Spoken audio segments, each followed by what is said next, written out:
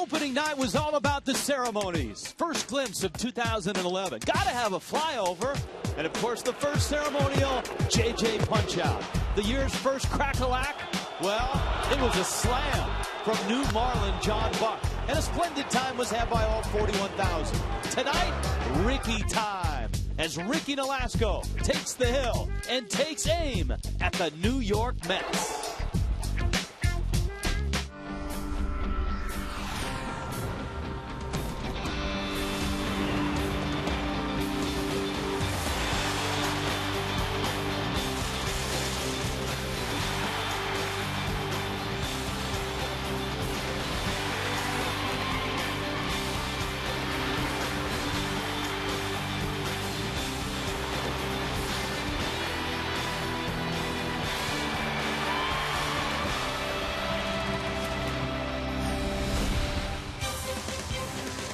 Saturday nights in South Florida, a super Saturday at the ballpark. It was a super opening night for the Marlins last night. Mets and Marlins in Game 2.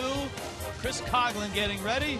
A lefty on the hill for the New York Mets. A nice debut for a lot of Marlins last night as the Marlins beat the Mets last night by a score of 6-2. Rich Waltz along with Tommy Hutton. Game number 2.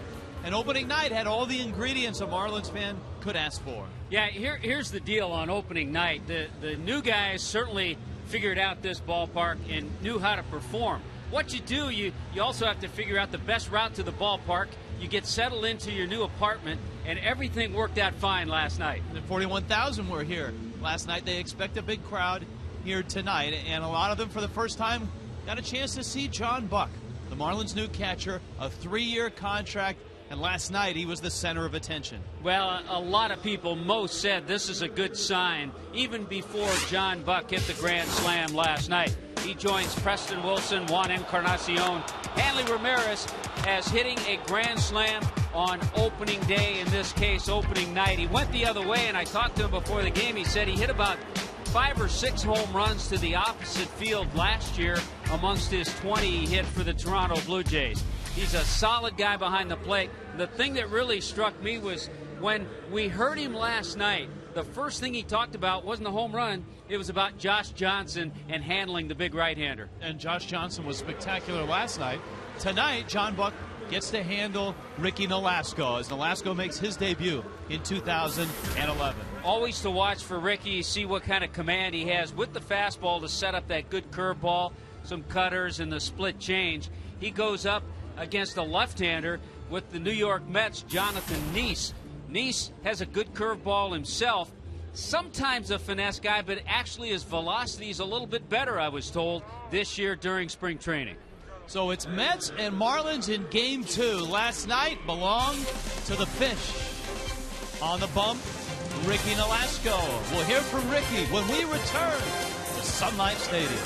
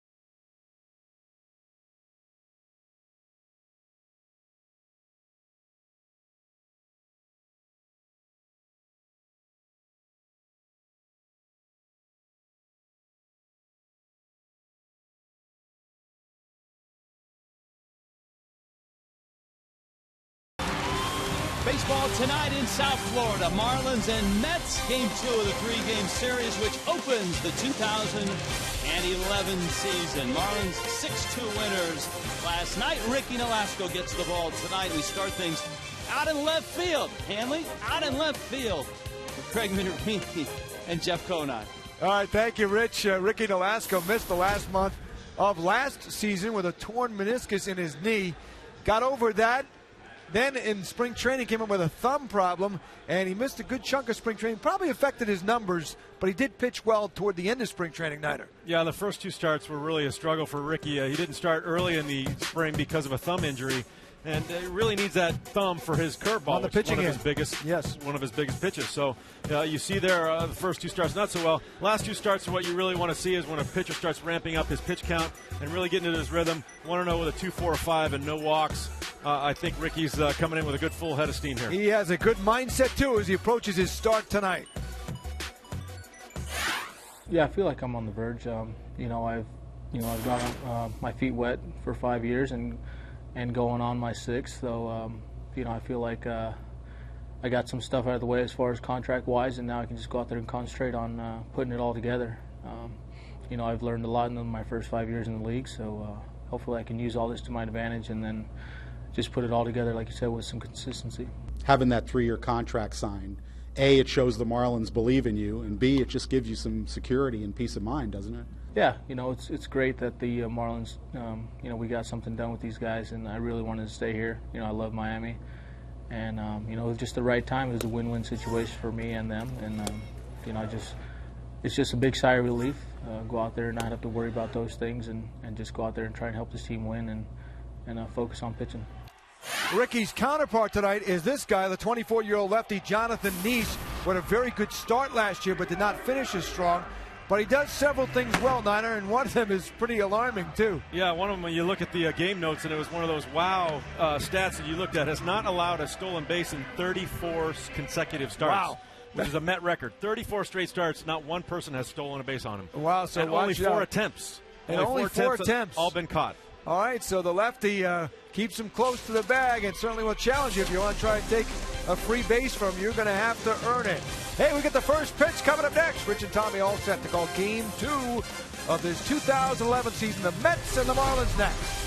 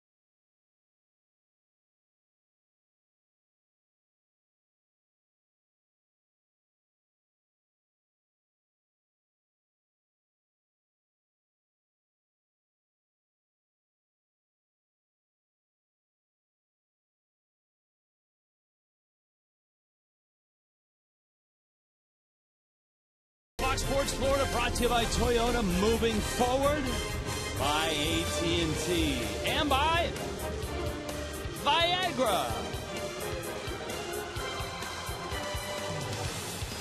gorgeous day turns into a beautiful evening tonight in South Florida. Crowd of over 30,000 expected on a Super Saturday for the Mets and the Marlins as Ricky Nolasco approaches the mound. His debut in 2011. His 2010, of course, cut short with a meniscus injury that required September surgery. And Nolasco turns and deals to Jose Reyes, who rifles one foul just above the Marlins bullpen. Mets have had some success against Ricky Nolasco. He's 5-6 in his career against New York. He did pitch a little bit better last year against the Mets. He was 2-0, but there are some guys in this lineup that have given him trouble. Reyes is one of them. Little ground ball to Donnie Murphy, who straightens up, fires across, and Reyes is out number one. Meet the Mets, greet the Mets. Jose Reyes leads it off for the Mets. Angel Pagan's right behind him. David Wright is at third base. Love the music. Carlos Beltran is in right field. Ike Davis is at first. Lucas Duda makes his debut in 2011. Brad Emus at second base. Josh Tolley, the catcher, and Jonathan Neese is the pitcher. It's sort of like a Starsky and Hutch type theme to the lineup. Yeah, that was a good little theme that got us going with the lineups. We have a lot of new toys here in 2011. Here is Angel Pagan. He's not new. He certainly spent a lot of time in center field and played it well for the Mets last year. He was 1 for 4 last night.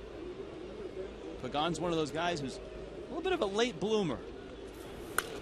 Worked his way into a starting role after playing for the Mets, his 4th year with the Mets.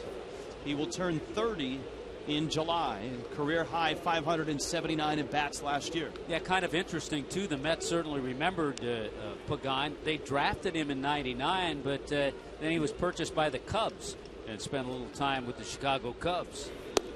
He kind of reminds me, Rich, of the center fielder with the world champion Giants, Andres Torres. Guys who are a little bit of late bloomers, getting an opportunity. And both of them, Torres and Pagan, are very good defensive center fielders. 2-1 fastball is fouled back. Ricky Nolasco making his 116th career start. And just like in the minor leagues, Tommy, Ricky has been a winner ever since he's become a professional. 54-39 in his major league career. In the minor leagues coming up, he was 43-22. Ricky has averaged 14 wins the last 3 years.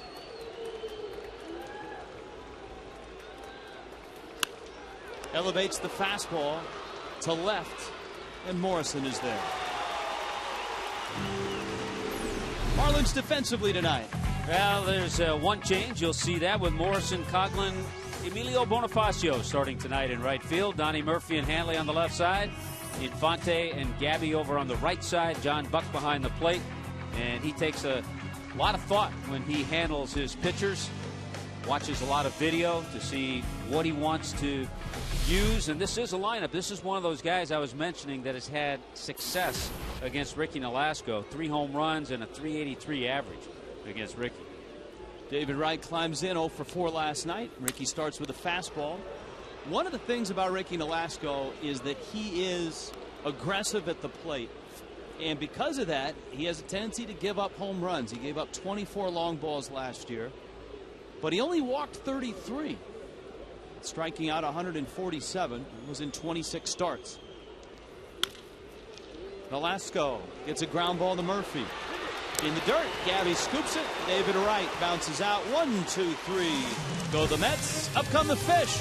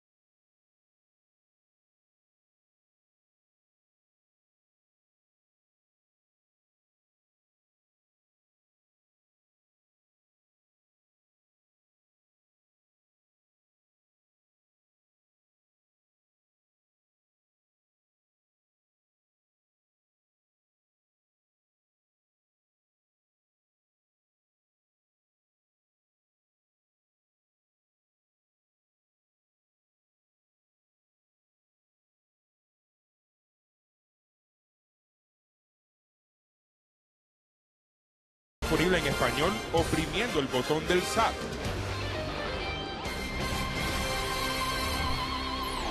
Marlins lineup looks this way. Chris Coghlan in center field. Omar Infante at second base. Hanley Ramirez at short. Gabby Sanchez at first base. Logan Morrison slides up with Stanton out of the lineup along with Gabby. John Buck, Donnie Murphy, Emilio Bonifacio, and Ricky Nolasco. And it's Chris Coghlan against Jonathan Neese. There's his fastball. Comes in at 91. Neese is 24. He's out of Defiance, Ohio, which has also produced another pretty good starter in the big leagues, Chad Billingsley. Yeah, same high school. And Billingsley, I think, just signed a nice contract, a new contract extension with the Dodgers. Coghlan fights off a fastball, and the count is 1-2. Even though Chris Coghlan did not have a hit last night, he was 0 for 4. He set the tone for the night for the Marlins offensively. He drew a first-inning walk on a 10-pitch at-bat. Yeah, he really did. It was a good at-bat. We talked about it at the time. Rode that fastball in on him. And he's making Neese work in this at-bat as well. Get that back leg out of the way. Coghlan 1 for 6 in his career against this lefty. Breaking ball, ground ball, up the middle. Emis is around it, throws to first. Coghlan beat it. And a base hit to open up this ball game. Looks like the knee is just fine. I was thinking the same thing. Good news right there. Chris Coghlan gets the infield hit. Gets up the line quickly. Not an easy play for Emis. He got there, but the throw just wasn't quite strong enough. And Cogs gets his first hit here in 2011. There's a good look at Coghlan going up the line. So Omar Infante pulls in with Coghlan at first base. You heard Craig and Jeff talk about Neese and how good he is at holding runners at first. It's not necessarily that he has a great move. He's just very quick to the plate. Yeah, this is one of those, you and I were talking to Edwin Rodriguez about certain players that have the green light. And this is one of those, you put the stop sign on everybody. Marlins swiped 3 bases last night, including the man at the plate, Omar Infante. However, Rich, when you have this situation, a guy that's quick to the plate and it's tough to steal against, that's when you might see a hit and run put on occasionally. 1-1 to Infante. And Neese drops in a strike. There's the changeup that came in at 76. There's Edwin. Brought the team at 500 last year after taking over midway point almost. Infante breaks his bat, bloops it behind second. And it drops!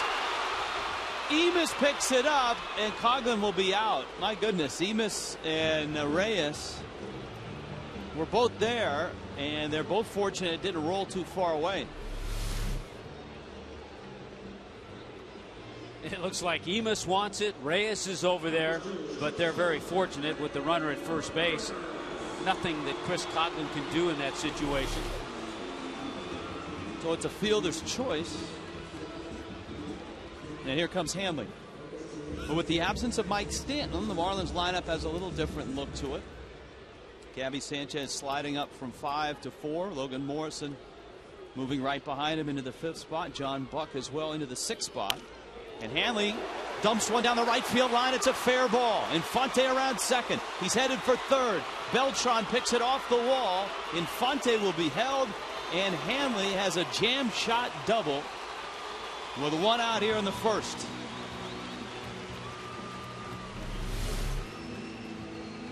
Sometimes it doesn't matter how hard you hit it, but Hanley really stayed inside that ball well. And you do that, a lot of times you have success. And that ball just got down that right field line. Infante able to get over to third base, keeping his eye on Joe Espada, Marlins third base coach, all the time. Now, we had this discussion last night about Gabby Sanchez in that he's very good at smelling an RBI, and this is certainly an RBI situation. We saw it last year for a rookie, very composed in these situations. He's got Hanley at second and Infante at third base. It's good to see Gabby, who can certainly handle the number 4 spot. But it's really tough when you have your whole lineup built around the cleanup hitter, which is Mike Stanton, and he's not in the lineup. And that's why he has to get that tight hamstring healed and get back in the lineup as soon as possible. We will have Edwin Rodriguez on live with us in the 4th inning. We'll ask him about Mike Stanton. Last we heard, Stanton is available to pinch hit tonight.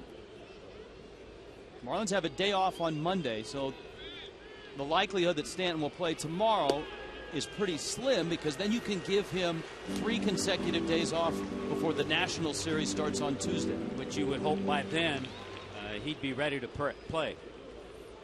Green light, 3-0. Now, you didn't want anything to do with Gabby. He's going to go after the lefty, Logan Morrison. Logan had a little taste of Nice last year. He was 2 for 4 against the lefty. And how about last night? I thought Logan Morrison had some very aggressive swings. One of those swings in the 8th inning produced a hard home run, a ball that didn't take a whole lot of time to get out of here. And of course, as we talked about last night, a Coast Guard salute to his late father, who passed away in the offseason, who was in the Coast Guard. Breaking ball misses down low.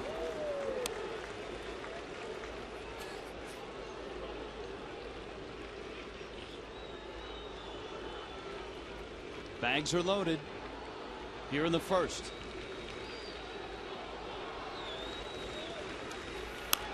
Fastball fouled off, right, giving it a look, and it's out of play.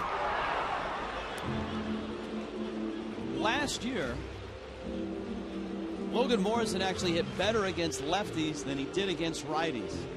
He hit .257 against righties and .342 against lefties. I think part of that is because he is patient. He has good knowledge of the strike zone. He stays back on the ball well. He lets the ball come to him, hits a lot of balls the other way. In fact, if you go further into those numbers, his on-base percentage against lefties was .461 last year. Slugged .466 against lefties. But Nice has him 1-2.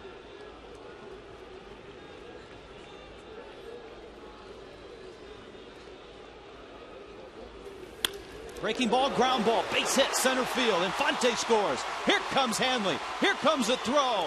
It's cut. It's 2-0. What a great example of staying back on the ball against the lefty, hitting balls the other way and up the middle. Logan Morrison did just that on that pitch that he shot right back up into center field for 2 RBIs. Stayed back, didn't open up, didn't roll over, and got it past Reyes. Big base hit. Got a pitch up, too. A good one to hit.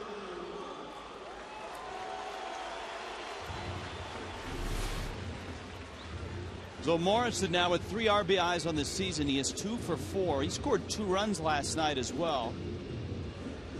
And of course, John Buck did a lot of cleaning up last night with a grand slam to right. Nearly hit a homer to left. Big breaking ball from Nice. John Buck has never faced Jonathan Nice.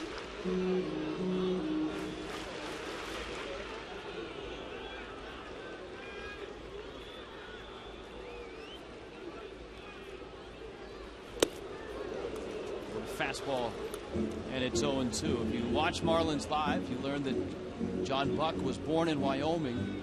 He was only born there. He was raised in Taylorsville, Utah.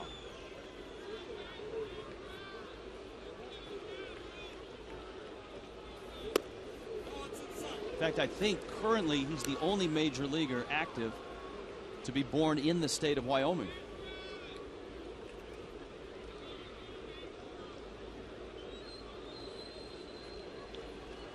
1-2 coming.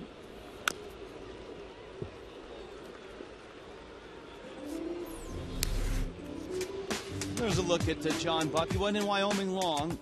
Raised in Utah. Drafted by the Astros. Traded to the Royals.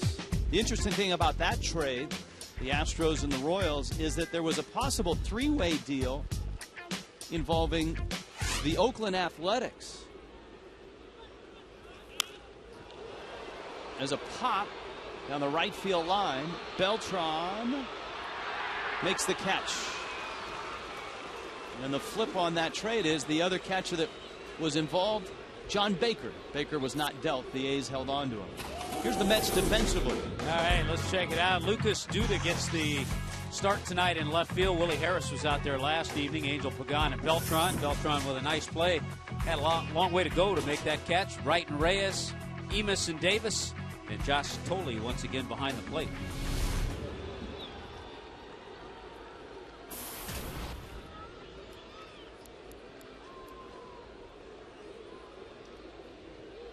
So Donnie Murphy's up.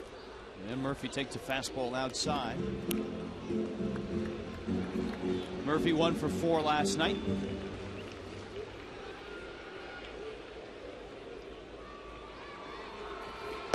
The news on Matt Dominguez today did not change from last night. Fractured elbow, they say 4 to 6 weeks.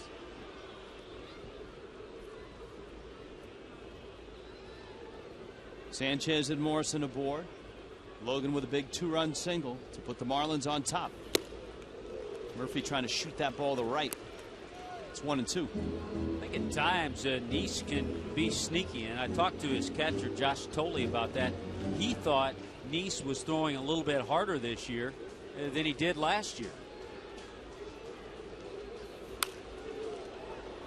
He'll run that cutter, good hard cutter inside.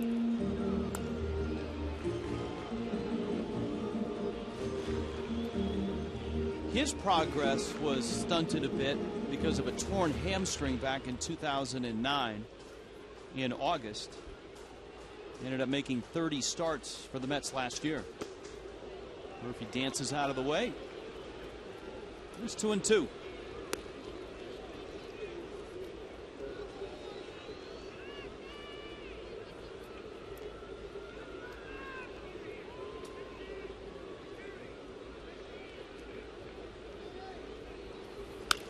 Breaking ball, ground ball. Reyes. Little flip in time to get the out, but the Marlins strike first again tonight. Logan Morrison drives in 2.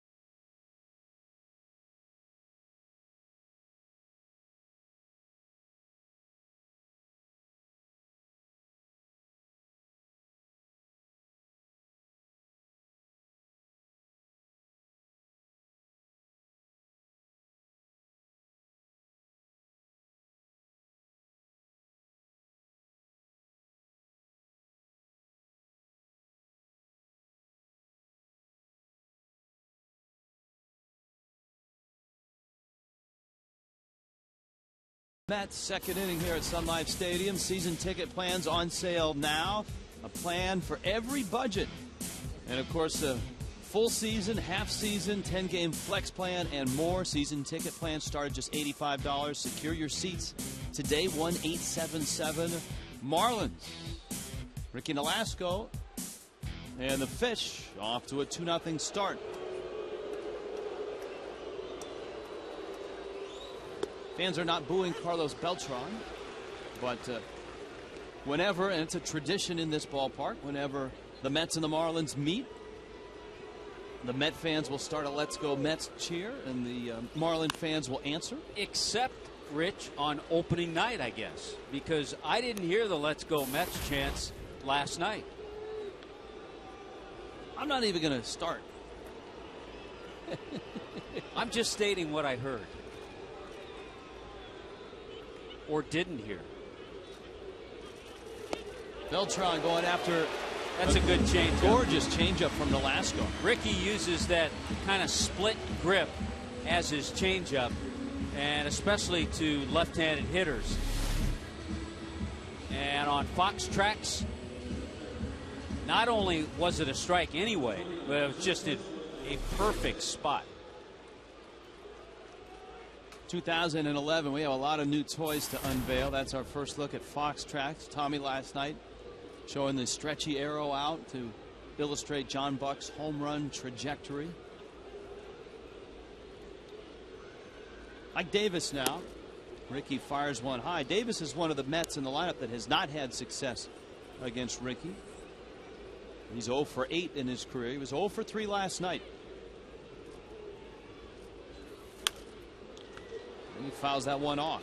As a player, you go through spring training, get your work in, you get yourself ready, and then you want to get that first hit out of the way as quickly as possible.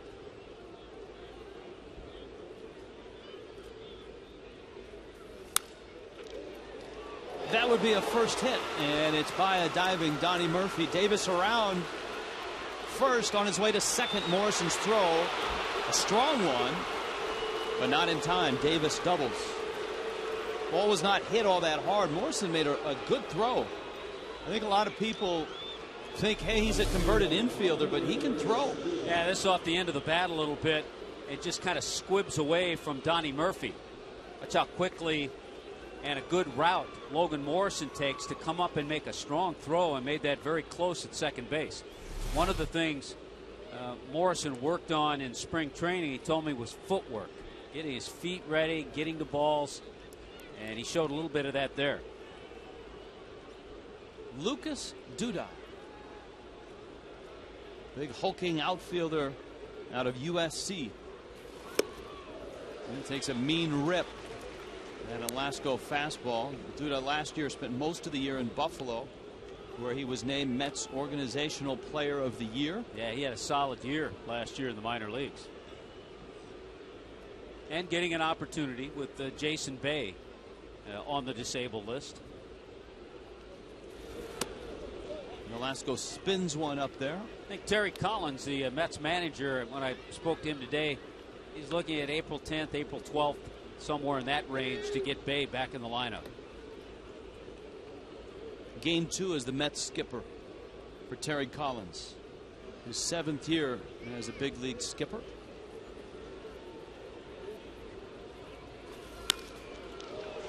Duda gets under that one, and Morrison is over and there and makes the catch. So far, good command by Ricky Nolasco. He's moved that fastball in and out. We saw the good change up to get Beltran. Nolasco's certainly the piece of a trade. And when the trade was made, Tommy, you weren't really sure which piece was going to be the one that would turn out best for the Marlins, because the Marlins got Sergio Mitre, they got Reniel Pinto, and they got Ricky Nolasco. And Nolasco had never pitched in the big leagues, and that was for Juan Pierre between the 2005 and 2006 season. Pierre had a big contract and actually stayed with the Cubs for only one season and bolted for an even bigger contract with the Dodgers. Yeah, Mitre was oft injured as a Marlin. He was oft injured as a Yankee, as a matter of fact. He is now a Milwaukee Brewer. He's now a Brewer. And I guess we could really chronicle the issues of Reniel Pinto over his Marlin career. Well, we have. Or we did. So that's the amazing thing about trades. And you're right, Ricky was a minor league pitcher, but was a winner, as you pointed out earlier, a winning record in the minor leagues with the Cubs. Every step of the way. 0-2 pitch to Emis. Check swing. He went around, and Ricky Nolasco punches out Brad Emis. Couple strikeouts for Ricky. Marlins are rolling here tonight. A 2-0 lead against the Mets.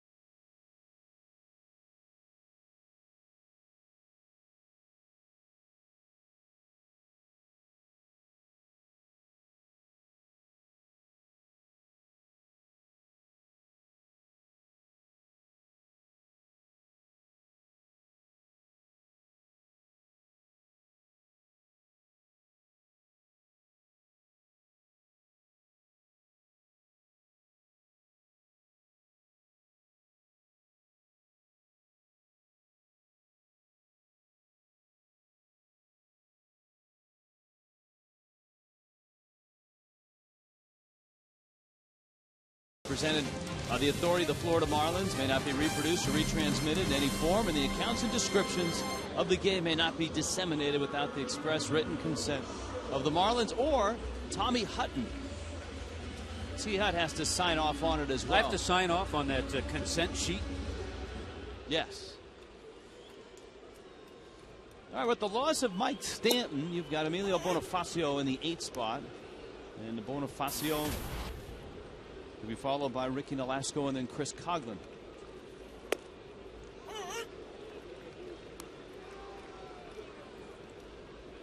Jonathan Neese touched up for 2 runs in the first. Slow roller. This should be fun with Bonifacio running, and Reyes gets him by a toenail. I'll tell you what, the Marlins in that first inning against Jonathan Neese did something that makes hitting coaches proud. So I'm sure John Maley, Marlins hitting instructor, was proud of that first inning. 6 of the 7 batters in the first inning saw 4 or more pitches. So they made him work. And one of the batters that didn't, Hanley, jumped on the first pitch for a double.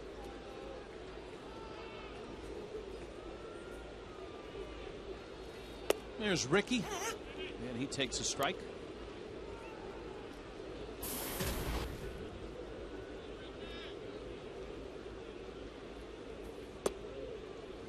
Around the division today and tonight, the Nationals even the slate with the Braves, a 6-3 win.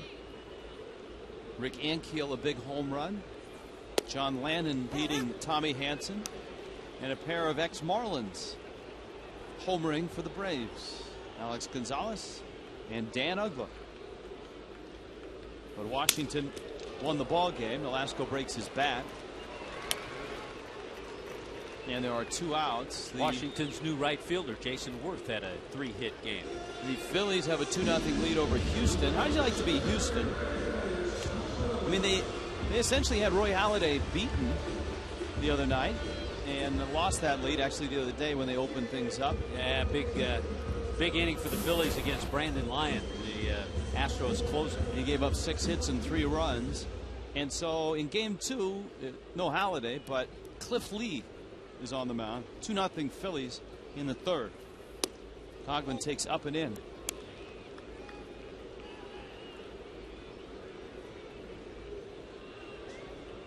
You know, I always love the interesting matchups. How about Brad Penny against A.J. Burnett today in the Bronx? That is an ironic one, isn't it? Coghlan bounces out. Quick second inning.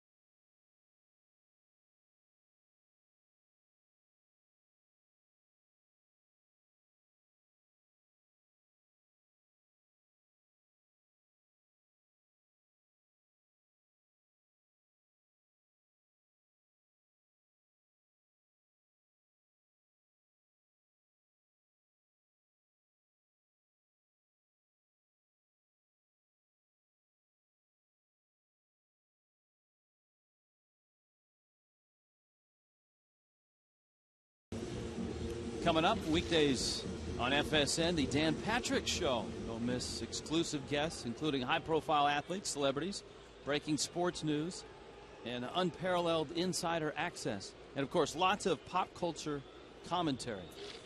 Dan Patrick Show, 9 a.m. weekdays on FSN. Ricky Nolasco against Josh Tolley. Jonathan Neese and Jose Reyes.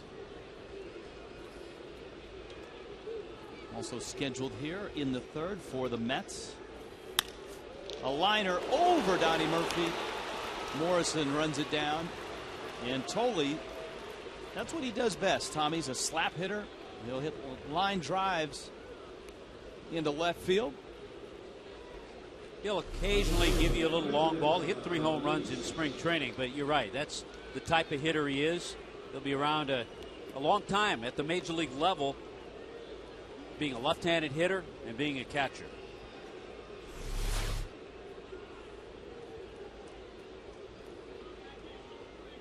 Let's see if the Mets bunt with Neese. Marlins think he'll pull it back. Wow, Gabby was right about 30 feet from home plate when Neese came back and took a swing. Tell you, Neese had 10 hits last year, so he knows what to do a little bit with the bat. He had a decent cut there. That'll get you thinking a little bit as a first baseman or third baseman when you see a hitter take this swing and you're that close.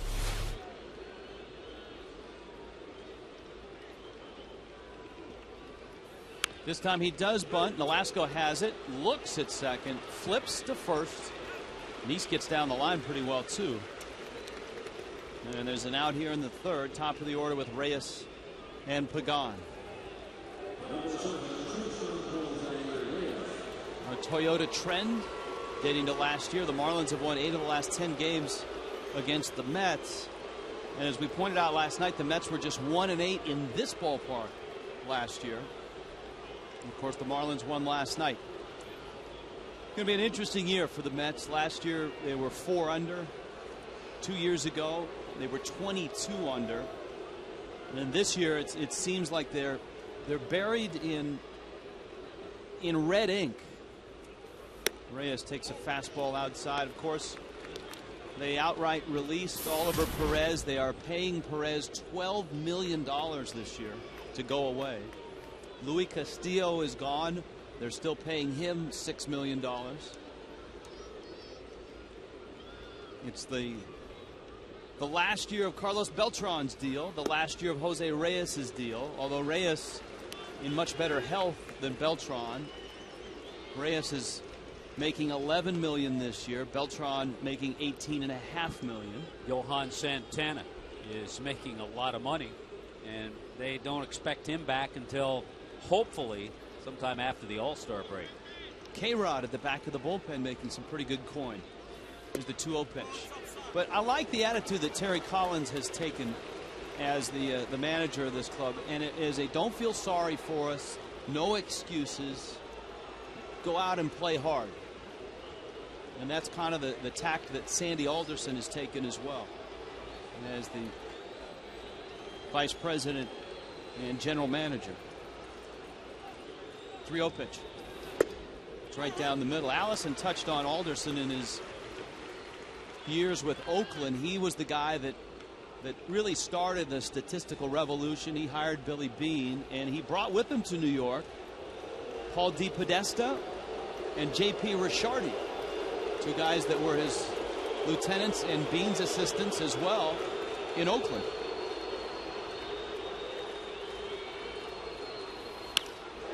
Reyes to center. Coghlan on the move, and Chris makes a lunging catch. We have yet to really see Chris Coghlan tested, Tommy. On that one, he did get a clean break and made a nice play. That was a pretty good test there, because anytime you have that ball as a center fielder hit directly over your head, it's much tougher to judge. He didn't have a whole lot of time to get back on it. He got back there and made a well-timed leap to pull it down. I think, and this is what Marlins executives and player development and everybody feels, Coghlan is athletic enough to play center field.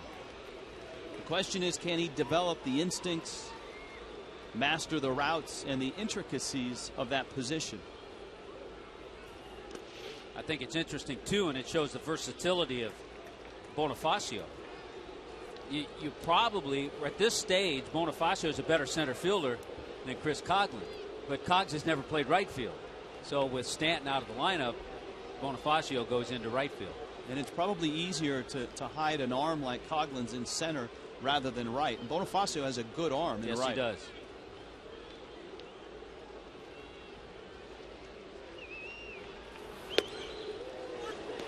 There's a strike. You know, the one thought I had coming to the ballpark today was, what if it was Morrison that was injured tonight? Would you put Coghlan back in left and Bonifacio in center and Stanton in right? You'd really have to think about it, but you also have to think about the fact that Coghlan hasn't played left field since last year. Fly ball right field. Bonifacio going back. It's carrying, and he makes the catch against the wall. Angel Pagan almost tied this ball game. Ricky Nolasco gets out of the third. It's 2-0 Fish.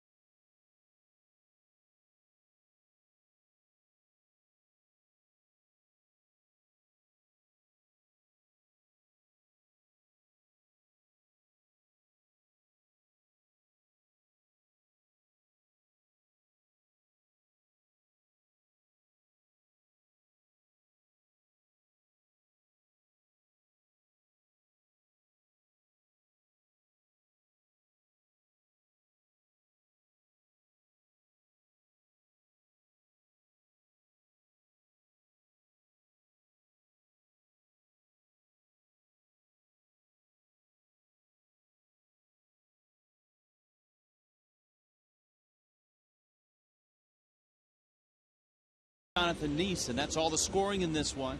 As we hit the bottom of the third, Chris Coghlan's haircut has drawn some oohs and ahs around the clubhouse, and a lot of people have said, you know, it kind of reminds him of Charlie Sheen in Major Leagues. And as soon as I heard that, I said, hey, a guy that was in Major Leagues is in the ballpark. Liner to center field off the bat of Infante.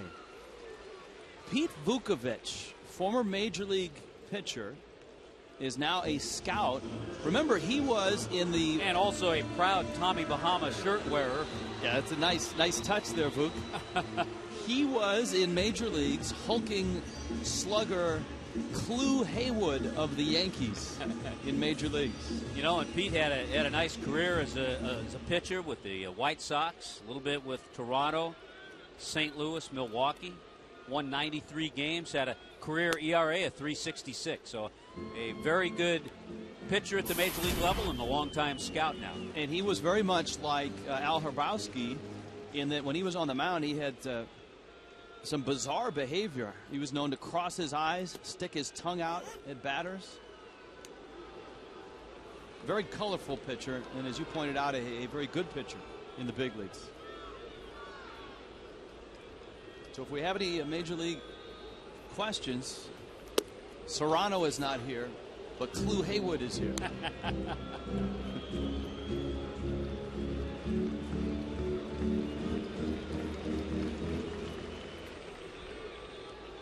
Hanley's double was down the right field line. Marlins got both their runs in the first. Breaking ball, chopper right, backs up on it. And across the diamond in time. And there are 2 outs. Nationals are coming. They beat the Braves today. It starts on Tuesday night, April 5th. And it runs through Thursday night. Look at the Miami Herald for the 2 for Tuesday coupon. Get infield box tickets on Wednesday.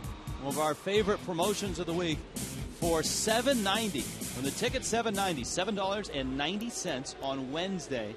1877 Marlins. And I'm sure in one of those games we'll see our old friend Livan Hernandez. I'm sure Levo will start one of the games. Opening day starter. Yeah, he was. It's a good inning by Nice. That cutter got in on Gabby, and Pagan makes the catch. 1, 2, 3 go the fish. Nice has set down 8 in a row.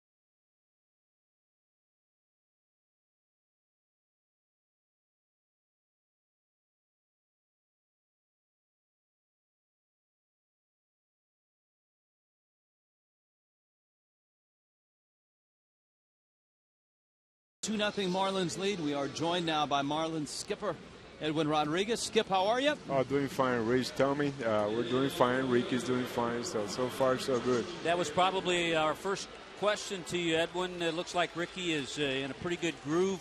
What do you see tonight, or what would you like tonight as far as pitch count? Well, his fastball is working, so that that fastball makes the other pitches better. So far he's been very efficient. He's a lot of first pitch strikes, so that's a very good sign.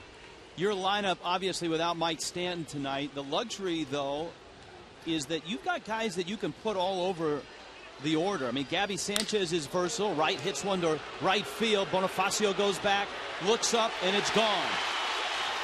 David Wright, an off-field shot, and it's 2-1 now. And so David Wright, his first home run of the season. Remember, he had an opposite field homer last year on opening day against JJ. Well, one of the mistakes, that fastball that Edwin just talking about, how Ricky's been able to spot it and use it well. That one stayed up and came back middle of the plate, and we know what David Wright can do with that pitch. Well, he's a very good hitter, so you don't want to make any mistake with a good hitter, and he's paying the price. Without Mike Stanton, you're able to move Gabby Sanchez up, move Logan Morrison up. What's the status of Mike, and what will the next few days be like? Well, Michael, he's a day-to-day situation. So today he was trying to take BP in the cages, but he shut it down. Hopefully tomorrow he will be able to take BP, and then after a day off on Monday, we expect him to be in the lineup by Tuesday. 1-1 pitch off the end of the bat, and it's fouled off. Last night, Edwin, had to be an extremely proud moment for you. You got to run the club all through spring training, and then your first opening day at the major league level as a manager. Oh, it was outstanding. Everything worked great. It was a very solid overall game. Pitching, defense, clutch hitting. And, the bullpen did an outstanding job. JJ did an outstanding job. So It was a great game last night. Yeah, it's nice to look down at that bullpen this year with the well-stocked arms down there. Edwin, thanks for the visit. Good luck the rest of the night. All right, thank you, guys. All right, thanks, Edwin. All right. Skipper of the Marlins, nice enough to join us from the Marlins dugout.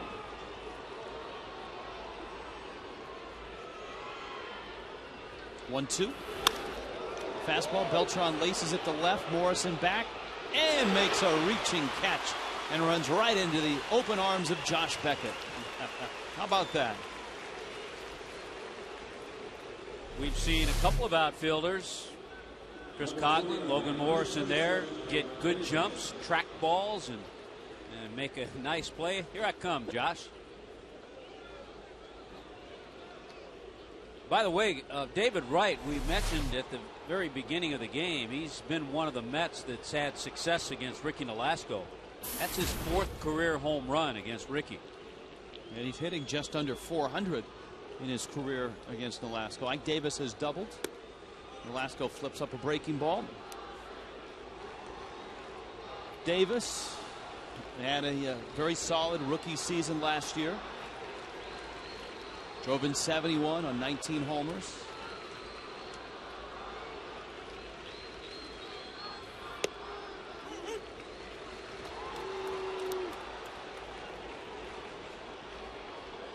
.388 now is Wright against Nolasco.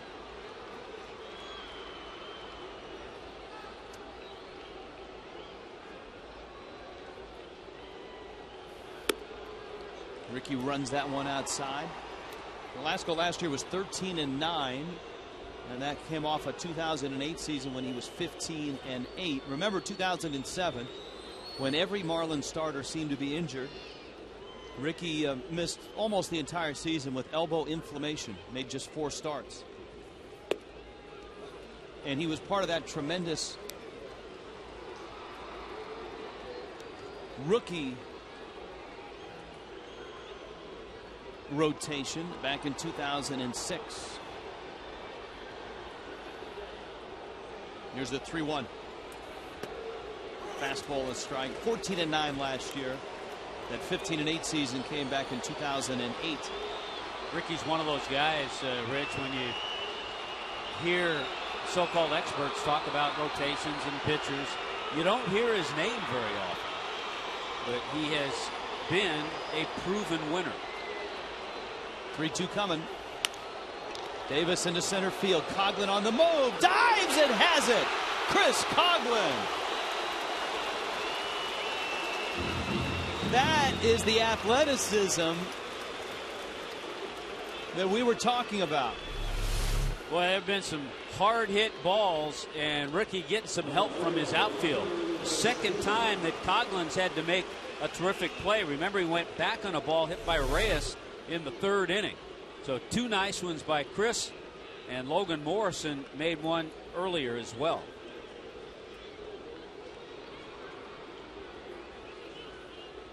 Here is Lucas Duda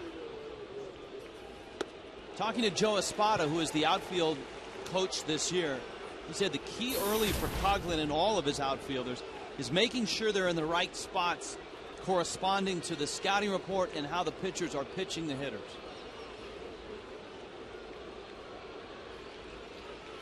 Boy, and that all works so well, and is a lot better when the pitcher's hitting his spots too. And Espada said if you can give those outfielders an extra step or two, especially this young outfield, the youngest in baseball, the learning curve isn't as steep.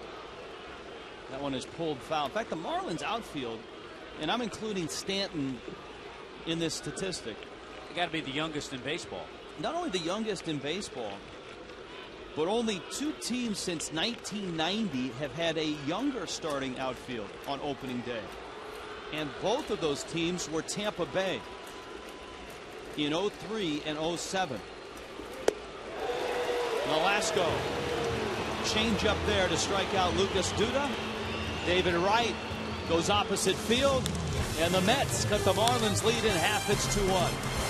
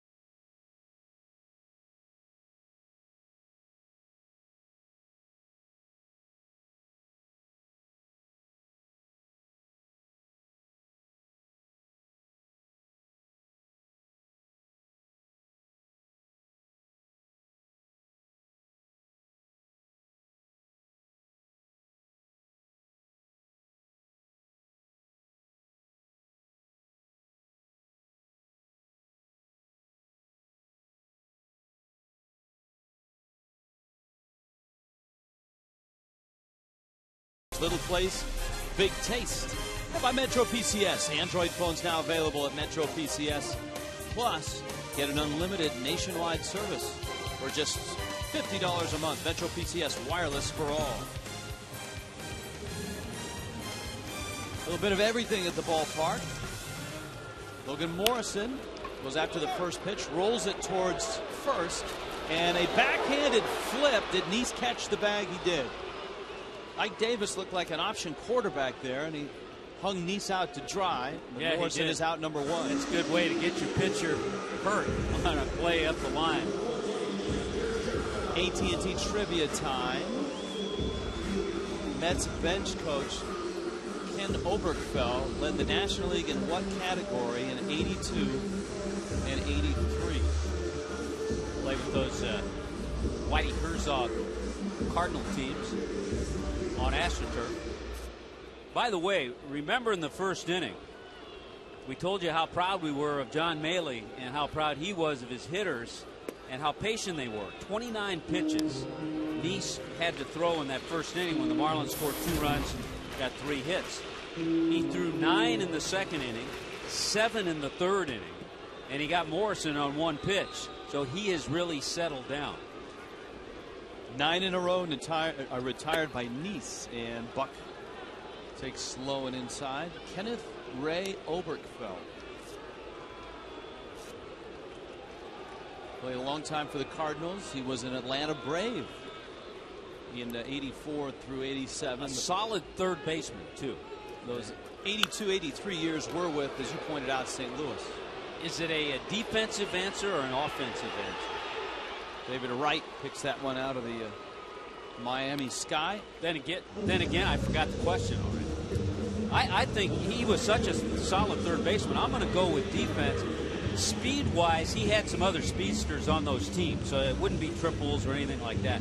I'm going to say it has something to do with defense. So fielding percentage for third baseman? Fielding, fewest errors, something like that, yeah.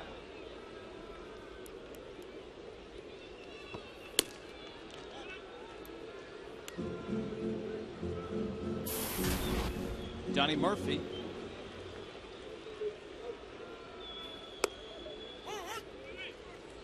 Nice has the ability with that fastball to really run it into right-handed hitters.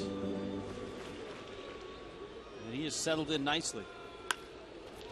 Murphy drives it to right center field. Pagan is there. That's a 7-pitch inning. And Nice is on a roll. It's 11 in a row.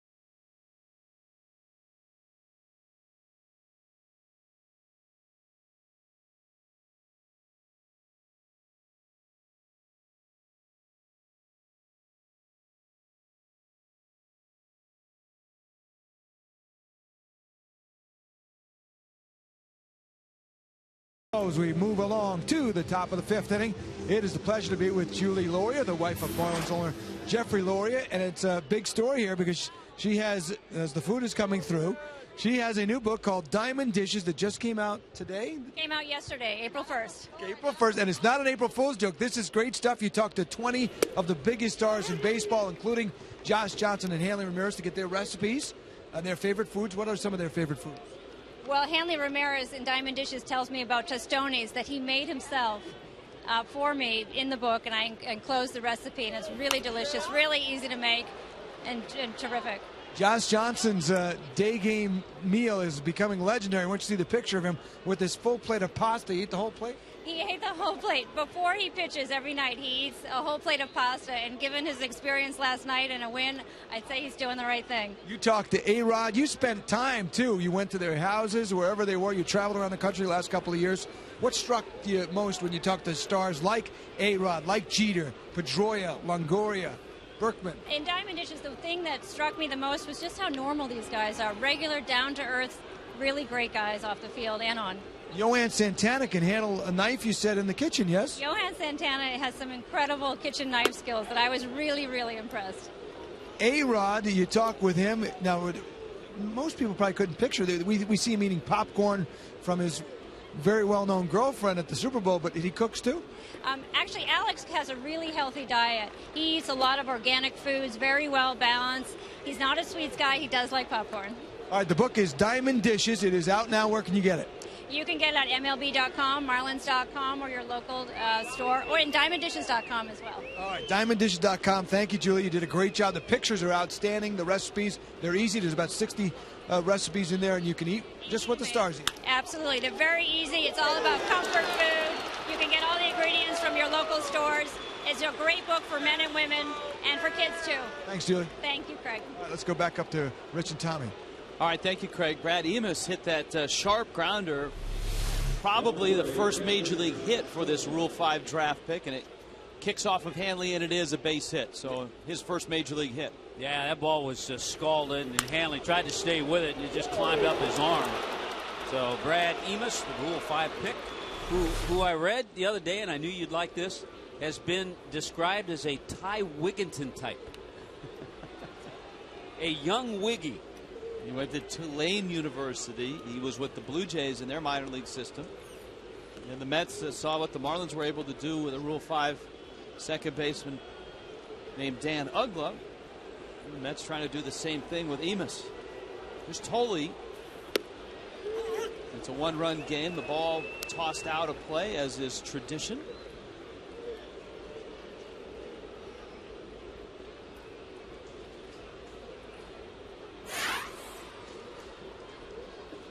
Notice how the clean fielding Ken Oberkfell handled that. Another hint for our trivia question.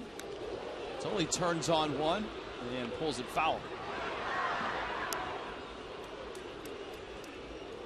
Over 41,000 here last night. A Super Saturday tonight. Pitbull, South Florida's own, will be performing after the ball game. And of course, the Marlins and the Mets finish things off tomorrow.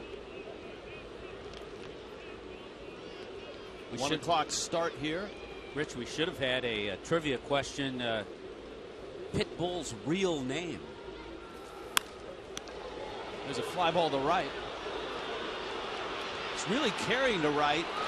You've seen Bonifacio have to go deep on a few of them, and he makes the catch. Let's finish our trivia, and then we'll get into Pitbull trivia. Yeah. After that, Obi, as the Braves announcers used to call him when he was playing for the Braves. He was a Cardinal in 82 and 83. He had the best fielding percentage, second fewest errors. Toby Harrod, the Texas Ranger. The palindrome king. Same spelled forward and backwards. Nice dropped it down, and Nolasco flips to first. Now, Pitbull is a Miami legend. He's performing after the ball game here on a Super Saturday. It's the Baker Concrete Super Saturday Series. And my partner, every now and then, Tommy Hutton, will really surprise me with his knowledge of a lot of things. NASCAR. But apparently you know a lot about Pitbull. Well, you know, first of all, I can't wait for the new album, Planet Pit, to come out. And I don't know if you saw the one of the new videos with J-Lo, Jennifer Lopez, featured in it Pitbull, or as many know him as, Armando Christian Perez. And J-Lo's in the video. Which song is that? Well, it's her video, but Pitbull is featured in it. Video for On the Floor. Here's the 0-1. Breaking ball. I get a lot of trouble. Too much time in the off season. I can get a lot of trouble from here. And the count's 1-1. Reyes tonight has lined out and bounced out. Nice has a pair of sacrifice bunts. Emus in scoring position. Is the tying run in the 5th. Ricky Nolasco's first start. A pitch count of about 90 for Nolasco tonight. And of course, with that thumb injury, he fell while training leading into spring training. Yeah, it was actually before spring training began. Very frustrated too, Ricky. You know the type of competitor he is, and after signing the new contract, the 3-year contract. Good sharp breaking ball. But right now he's at 63 pitches, and that 63rd was a nasty curveball to Reyes. And Reyes is one of those Mets, Tommy, that has had success against Nolasco. He came in hitting .375 in his career against Ricky. He had a hard line drive that almost carried over the head of Chris Coghlan last time up. Coghlan has made 2 nice plays, including a diving catch in center field tonight. 1-2 coming with Emus at second base. Good fastball. Popped him up. Hanley in shallow left. Makes the catch. And Ricky gets out of trouble here at the 5th. Bottom of the 5th coming up. Marlins 2-1.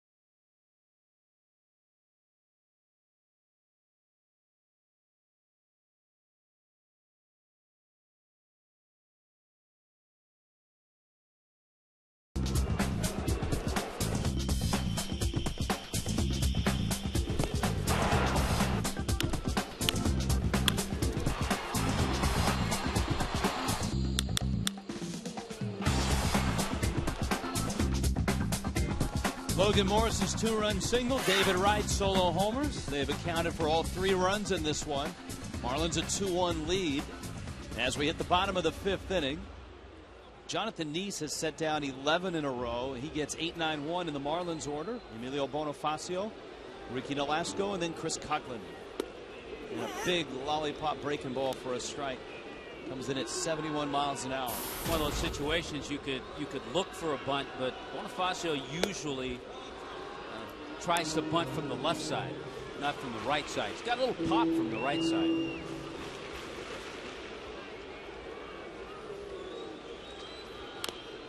Bonifacio had that cutter in on his hands. Last year, Bonifacio really tried to sharpen his strike zone. This year, he's trying to continue that. For him to be a weapon offensively, he's got to be able to take pitches. He's got to be able to get on base and use his speed. And he muscles that one into left field. So he's aboard. Now remember, we told you from the outset, Jonathan Neese is almost impossible to steal against. He's so quick to the plate. Well, you have a sacrifice situation too with Ricky Nolasco coming up. That's what you're going to look for here. Great to have the speed at first, though, with Nolasco trying to bunt. Then you don't have to drop down a perfect bunt. When you know you have a speedy runner at first, just get it down on the ground. You're going to get the job done.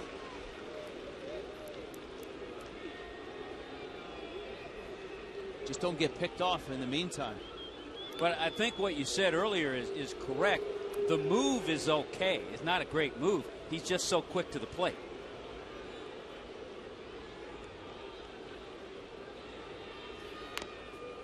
There's the bunt, and Neese gets it. Going to keep track this year how many times that bunt goes back to the pitcher and it's successful. It's all you have to do. Speaking of moves to first, and speaking of shifting gears, how about some Just for Men Live Forward? Take a look at the Marlins' upcoming schedule.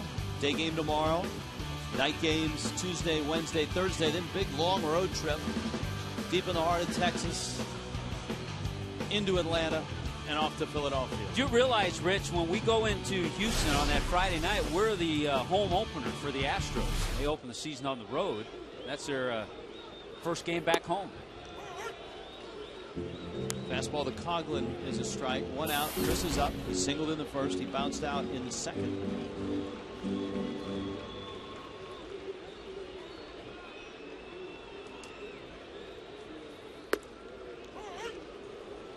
Another strike, and it's 0-2. Coughlin hit a little roller up the middle that he beat out for an infield hit, his first hit of the season. Bonifacio in scoring position. And Coughlin goes down swinging. Got some good pitches. That time he ran the pitch in on the left-handed bat of Chris Coughlin.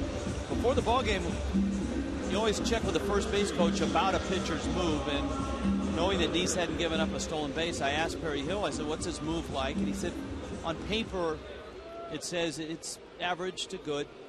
But he says, I never depend on what's on the scouting report. He always wants to see the pitcher's move for himself. And that's why a lot of times a runner, if he's thinking about stealing, you'll get what they call a one-way lead. You'll get a little bigger lead, but your first move is going to be to go back. You're enticing the pitcher to throw over so you can see his move. Now Infante, how many times did Infante come up in this spot against the Marlins over the last few years and knock in a run, especially late in a ball game? You know the stat that really stands out to me, though? Omar Infante now is just 3 for 17 against Jonathan Neese. Neese misses outside.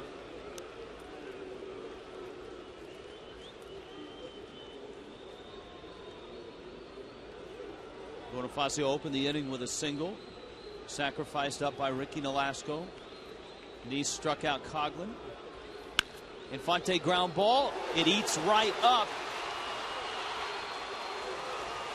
And Infante is aboard. Bonifacio held third alertly. Wright tried to deke him.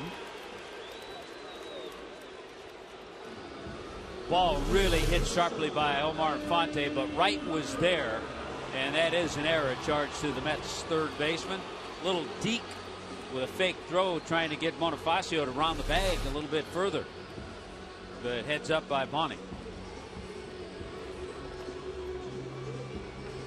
Wright, who has a pair of gold gloves, 2007 and 2008. So a chance for Hanley now with runners at the corners. His third at bat against Neese. He's doubled and bounced out.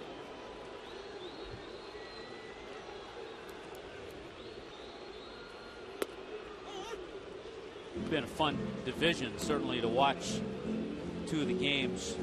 Terrific young third baseman and David Wright over the last few years, and Ryan Zimmerman with the Nationals.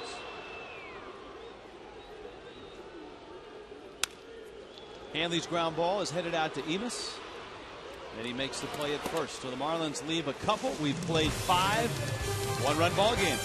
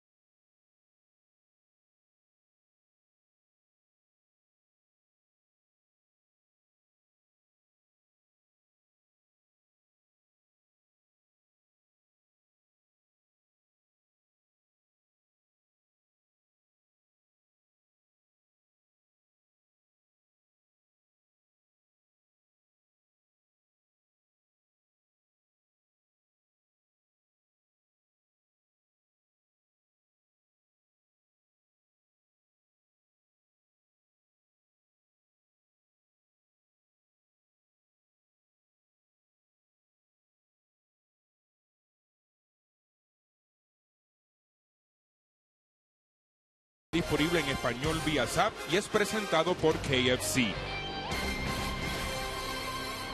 South Florida tonight, 2-1 Marlins in the 6th. Press the SAP button on your remote or your set. And Spanish language broadcasters, and a treat tonight with Tony Perez working with Cookie Rojas. Guys, how are you? All right, Richie, Tommy, how you guys doing? Hey, buena suerte, buenas saludos. ¿Cómo está, señor? Hey, good to see you guys.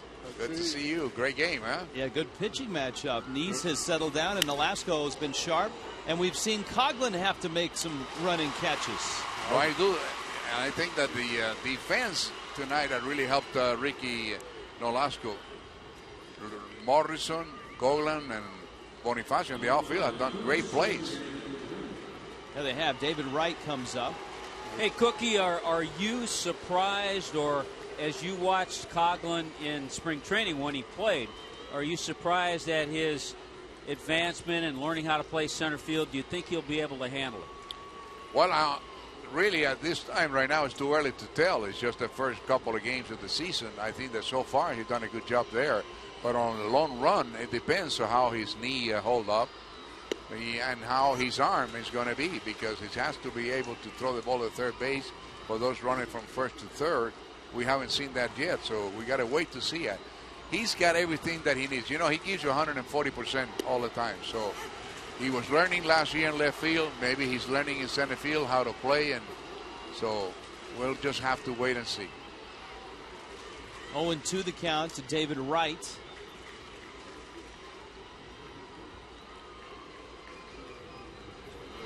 And Ricky's changeup misses down low. He's used these three pitches very well tonight. His fastball, his curveball, and his changeup. And that's, I think that is doing a great job, except a couple of times when he came up in the zone. 1-2 fastball is fouled back. Now, opening night last night, we were talking about opening night memories. And, of course, for the Marlins, look at that, Cookie. You look good in teal. Yes, sir, and I was a lot thinner, too, wasn't I? Yes, sir. Yeah, they still had the good wheels. Flashing the signs down in that third base coach's box. Yes, sir. It looks like you're going to slide at home plate. All right, guys. Have a good show tonight. You too, guys. Tony Great and Cookie, job. good to see you guys tonight. Good to see you, too. Great job. It's a good battle here between Nolasco and Wright. As Tommy pointed out, Wright has now homered 4 times in his career against Ricky.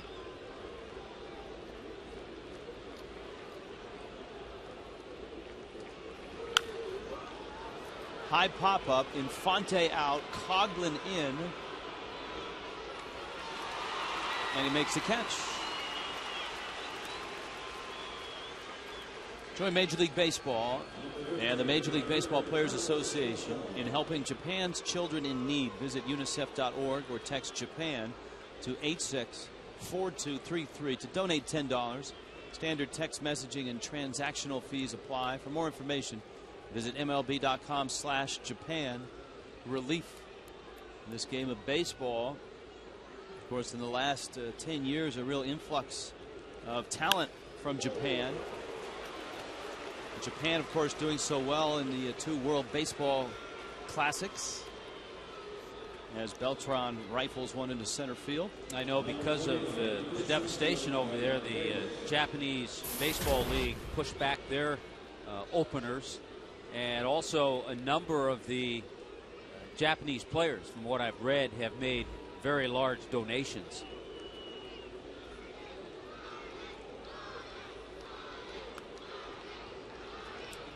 So here's Ike Davis, who has doubled, and he hit the sinking liner that Coughlin had to do a face plant on to make the catch.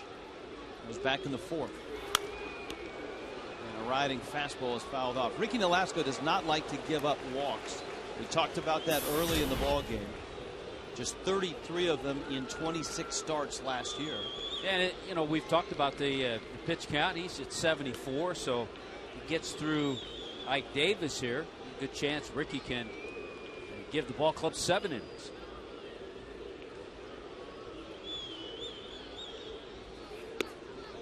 Seven innings was a barrier that Josh Johnson just couldn't bust through last night. And Edwin, talking to us before the ballgame, said that from the dugout his curveball started to get a little loopy. And sometimes to say maybe it looks like a pitcher is tiring, it does not necessarily mean lesser velocity on the fastball, because he threw a couple of fastballs to Emus, the last hitter he faced, at 96 miles an hour. That's a good pitch there. And as well, if it were June or July and JJ had been stretched out in the first couple of months of the season, maybe a different scenario last night in the 7th, but his first start of the season. JJ had to settle for his 6 no-hit innings and 92 pitches in 6 2/3. That one is lined in the gap. Right center field. Coghlan after it. Bonifacio. It's Coghlan who picks it up. Round third. Here comes Beltran. And he's going to score. And so the Mets have tied it on an Ike Davis double. Second double of the night for Ike Davis. And you brought up the point last night, and it's certainly a valid one. Not only playing the outfield is chasing down fly balls and line drives, try to cut balls off, but this is a tough field to do that because the outfield grass is so short and so fast. That was a play I was also looking for Coghlan maybe to flip the ball to Bonifacio. Let Bonifacio throw it in. He's got a stronger arm right now. I thought for a second that he was going to let Bonifacio actually play it off the wall, because Bonifacio was side by side with Coghlan.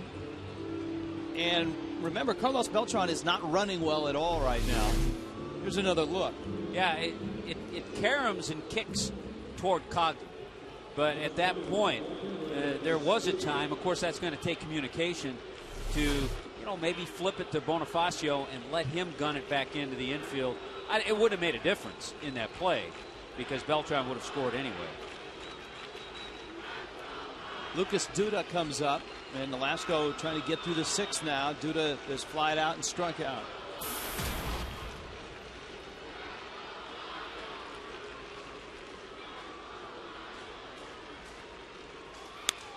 Check swing roller gets by Nolasco. Hanley on the run just in time to get Duda.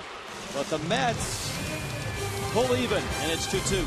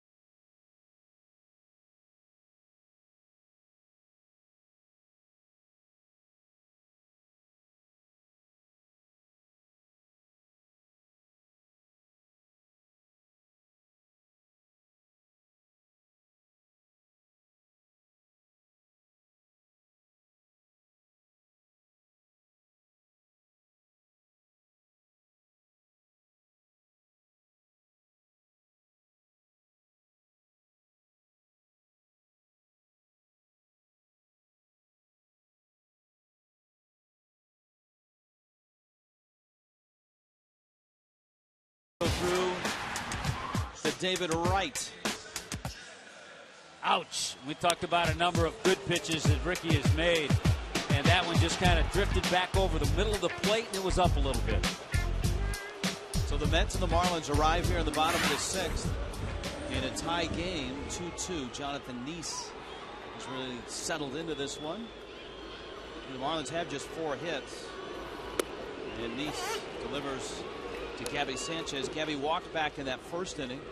That's when the Marlins got both their runs. It came on Logan Morrison's 2-run single, and Gabby gets jammed. The cutter really getting in to right-handed hitters, and Pagan makes the catch.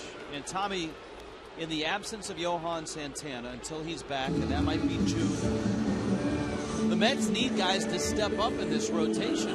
Well, they have guys who are going to get an opportunity. Certainly Jonathan Neese is one. We saw Pelfrey last night. We'll see the knuckleballer R.A. Dickey tomorrow. And then the two veterans. We talked about them a little bit last night. Chris Young and Chris Capuano. Now Morrison took something off the fastball. And it's a strike. It's 0-1.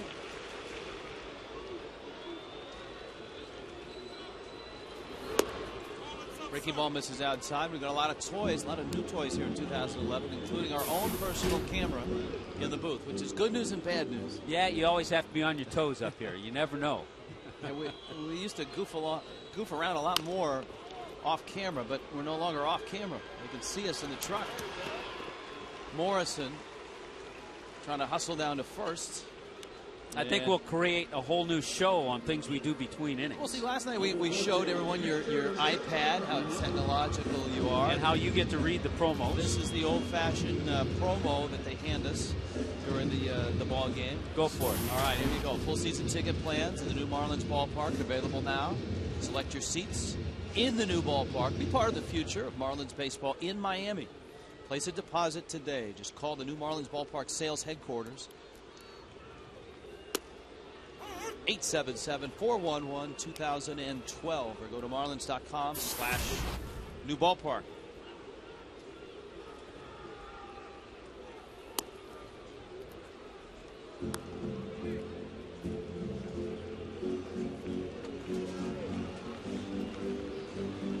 John Buck has popped out twice. You could hear home plate umpire Sam Holbrook say that was in. We have a updated Fox box this year to play with. Buck pulls that one foul. I tell you what, ever since that first inning, Jonathan Neese has not left many balls over the middle of the plate. He's cut pitches into right-handers. He's run pitches into the lefties. He's shown the curveball occasionally and a few good changeups. He got Hanley to end the fifth inning with a good changeup. Got him on a ground ball.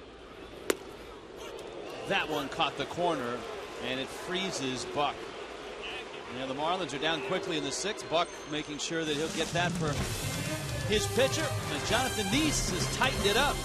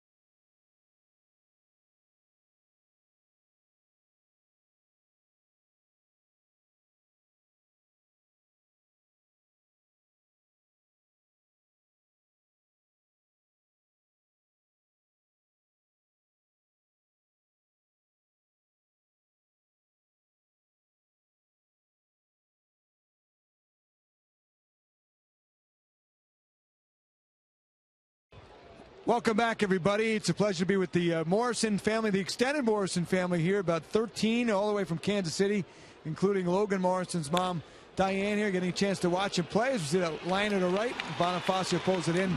Diane, last night, you know, it was such an emotional night. We got to meet your late husband last year, Tom, who made such an impression on all of us, anybody who talked to him. And, you know, last night, opening day, and Logan gets up and hits a home run. It was pretty awesome. It kind of made you, well, I mean, after all that, I really do believe he was here with us. He was coming around third base, and what were you thinking as he pointed to you and then up to the sky? That's what his dad deserved, you know. It was everything that his dad wanted and everything that Logan wanted for, you know, they were living their dreams, both of them. Tom's not here. One of the neat things Logan did with the help of Aunt Stacy, right? To my right is is Logan's camp. Lung cancer is a charity, and it's held up in Jupiter, and for some kids who maybe couldn't get a chance to go to camp. Great thing. We're going to have more on it tomorrow, but talk about that a little bit. We had about 45 kids in total this year, and with about, you know, maybe 10 to 12 weeks of planning just with everything that took place, and raised over $15,000, and all the proceeds from the camp went to the American Lung Association of Southern Florida, and we just want to make it bigger and better every year from now on. How much fun has he got? Everybody's got a Morrison shirt here, so there are none left at the concession stands. These were our Christmas presents from Grandma this year, and as Scott Cousins referred to us as the other night, as we're the Lomos. So the Lomos are now part of the whole clan here, and yeah, there's no more shirts left. We're all pretty much decked out, even the littlest ones here, so we're good. Well, good to see you guys, and thanks for coming out and cheering on Lomo, and also raising money for a big cause. Thank you, Diane. Thank you. That's Diane Morrison, guys, and the Morrison family enjoy watching their son, nephew, what have you, play here. Thank you, Craig. Emilio Bonifacio cuts off that drive from Josh Tolle, throws behind the runner and got him. Great play by Bonifacio. There's a little bit of that strong arm we were talking about earlier from Bonifacio. And that's why he fits well in right field. Well, what a mistake by Tolle. In a tie ball game, late in the game. Boy, this is a real no-no. Bonifacio picks it up quickly and makes a perfect throw to Gabby Sanchez. Put the brakes on, a little slip, and that was just enough. Well, a nice out to get, because now Nolasco can go after Jonathan Neese and try to finish off the inning. Neese twice has come up with a runner on first and sacrificed him to second. It also takes some alertness on the part of Gabby Sanchez at first base to get back there and receive the throw from Bonifacio. Nolasco is approaching that pitch count. The Marlins bullpen is ready with Randy Choate, the lefty specialist, and Ryan Webb, the hard-throwing right-hander. Reyes is on deck.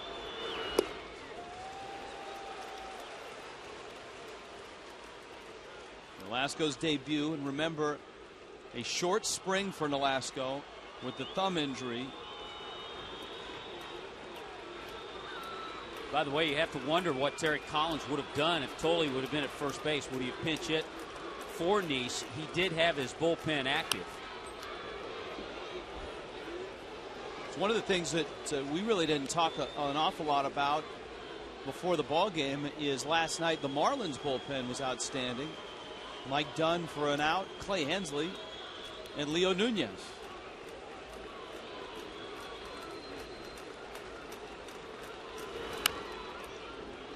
Yeah, Mike Dunn came in, got a strikeout, the only batter he faced. Hensley with a nice 8th inning, and Leo with a 1-2-3 ninth. It was Mookie Wilson down at first base making that play.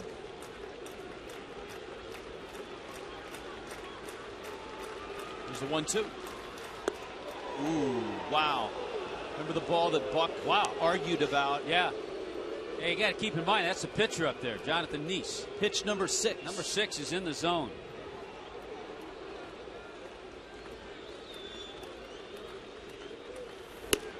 Just throw the fastball by him. Blow him away with a high fastball. Pitch number 91 for Nolasco. That worked out well.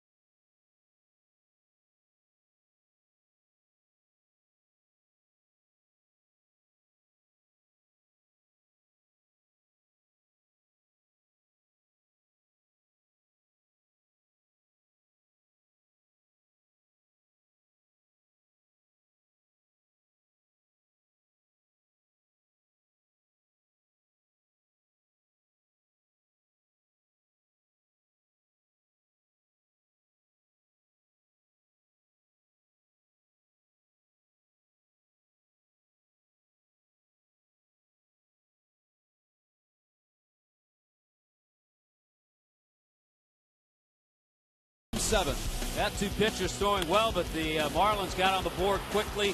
2 RBIs on that base hit up the middle off the bat of Logan Morrison. The Mets battle back, though. They got a home run. This is number 4 for David Wright in his career off Ricky Nolasco. That one an opposite field shot. Cut the lead 2-1. Marlins still had the lead. But in the 6th inning, Ike Davis with his second double of the game. This one finds a gap in right center. Drives home Beltran. And that's where we sit right now. 2-2 tie. Couldn't have worked out, as you said, more perfectly for Ricky. 91 pitches. They were hoping to get 90. Plus his spot in the order comes up here in the bottom of the 7th. No walks, 4 strikeouts, the 2 earned runs on 7 hits for Nolasco. Donnie Murphy leads it off, and there's Nice, who's really settled in.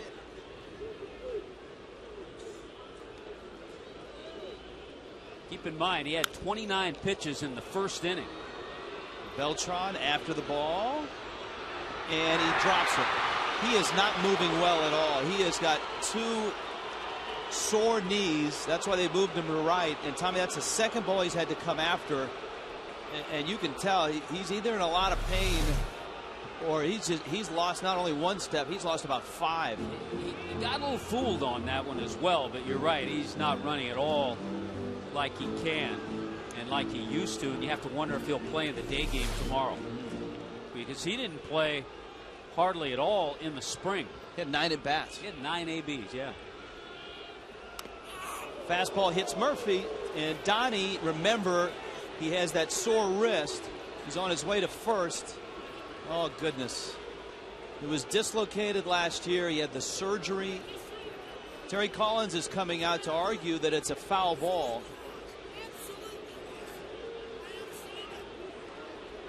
And now Collins right now, a spirited discussion with Sam Holbrook. Murphy is in a tremendous amount of pain. It's not the wrist, but they're looking at that hand. Well, again, one of those cut fastballs running in on Murphy. It clearly hit him in the hand. Yeah. Well, you could tell by the sound. You didn't hear the crack of the bat. You heard kind of a thud on that hand. And he did not swing.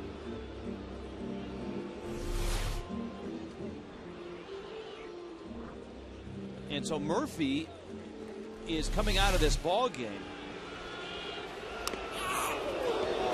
Well, Matt Dominguez yesterday was hit in the elbow by a pitch in a AAA game against the Mets and is out 4 to 6 weeks. Murphy, who ends up starting at third base because Dominguez did not win the job in the spring, is now hit in that right hand, and of course had surgery, extensive surgery on the right wrist in September of last year.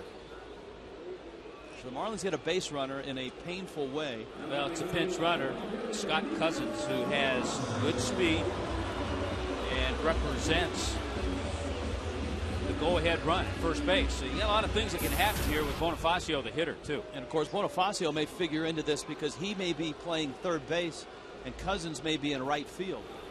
Bonifacio trying to bunt. That's a great point, because it saves you from using 2 or 3 guys with one move, and that's the importance of having versatile players.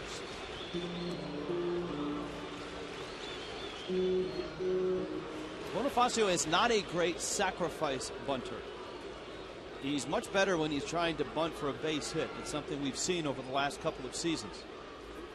And he takes outside. Wes Helms is on deck.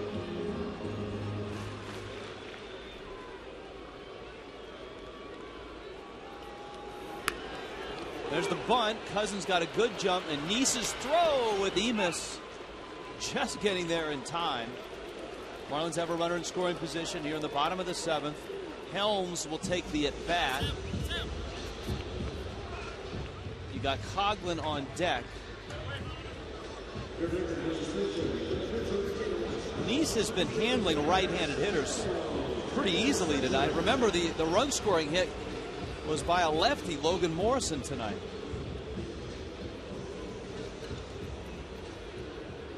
Certainly an area, too, and Wes knows it. He worked a lot in spring training on changing a couple of little things with his approach, with his swing. But a disappointing year pinch hitting last season. Yeah, last year, Helms just 114 as a pinch hitter. The previous year, he hit 347 as a pinch hitter. That was back in 2009. There's Cousins. As Tommy pointed out, he can really run. And that cutter got in on him. And just like that, Neese is out in front 0-2. Neese has really pitched a fine game. Some curveballs, some changeups, but lots of cutters. He's at 84 pitches. Mets bullpen is active.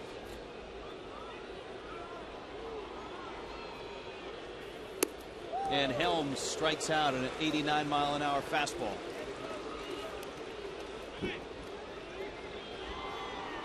So there are 2 outs. Family Sunday tomorrow, Marlins and Mets. And it's a Jewish Heritage Day at the ballpark. Kids can run the bases after the game of the Diamond Dash 1877 Marlins.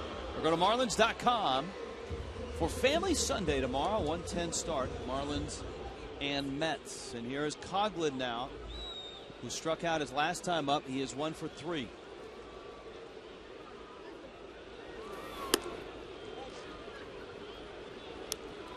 With the cutter, it seems, Tommy, like the lefties are having more comfortable at bats than the righties against Neese. Yeah, it's almost just like a hard fastball that cuts away, a little different than a slider.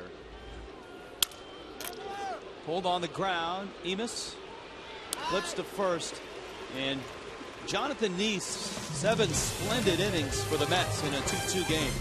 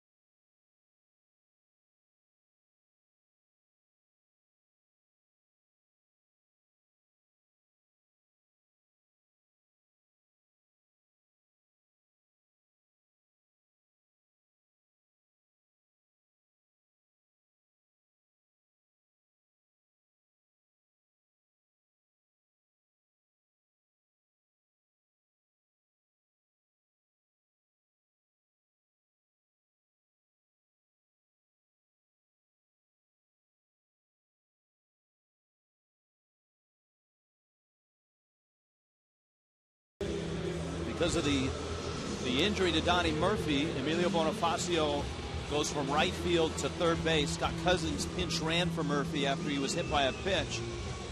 And Cousins is in right field, and the 8th inning belongs to Clay Hensley, who handled that chore nicely last night. And he arrives right at the top of the order for the Mets with Reyes, Pagan, and Wright in the 8th. Jonathan Neese went 7, or has gone 7. Ricky Nolasco went 7. A chopper that Infante gets to and flips to first, and Reyes is out. Always good to get that first out, especially when it's a speedster like Jose Reyes. Clay Hensley, of course, last year, really a comeback year for him after the shoulder surgery. When he was down in San Diego, missed a full season. In 2009, remember, he was released by the Houston Astros, and the Marlins signed him and put him in AAA, and he pitched pretty well in AAA, enough to get an invite to big league camp last year, and he was the best pitcher for the Marlins in big league camp last year. Has reinvented himself as a short man in the bullpen. He can handle the 8th, and he showed last year late that he could handle the 9th inning.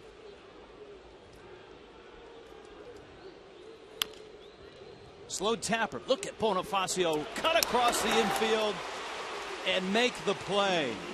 That is a tremendous play by Bonifacio. There are 2 outs. The Coors Light cold hard blast blasts onto the screen, and it was David Wright going deep against Ricky Nolasco. First run of the night for the Mets. David Wright, when he's locked in, does such a good job of letting that ball come to him and get deep into the zone. He can drive that ball as well as anybody the other way. The only fielder that had a chance to make that play was Bonifacio. If it gets by Bonnie, by the time Hanley gets it, Pagan beats it out. And I know Bonifacio is not a regular third baseman, but there aren't many third basemen that get to that ball, period, in the big league, because they don't have that type of speed. And keep in mind, he just came in from right field. I don't think the man at the plate, David Wright, gets there. I don't think Ryan Zimmerman gets there. But watch this. If it gets by him, look, he's beyond halfway and cuts in front of Hanley to make the play. He threw that. Yeah, I'd smile about that too, Bonnie. He threw that ball right in front of second base.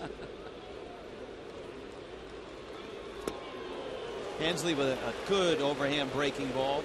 You know, the other thing, Rich, Clay Hensley dealt with a lot of things last year. And early in the year, his father passed away, and he missed some time away from the club. So he dealt with the things in spring training to find out what his role was going to be, see if he was going to be healthy. Out of Lamar University, original draft pick of the San Francisco Giants. Marlins saw Buchholz last night. Logan Morrison took him deep last night. 4 years as a Padre. Wright was right on that breaking ball, punches it in the gap. Morrison was playing in deep, picks it up, and a strong throw into second holds David Wright to a single, and now Hensley has to face Carlos Beltran. Yeah, here's this slow curveball, and again, Wright has that ability to stay back and just use those hands and rake that ball hard into left field. But because Morrison was playing deep and so far over, he was able to cut it off and hold Wright to a single.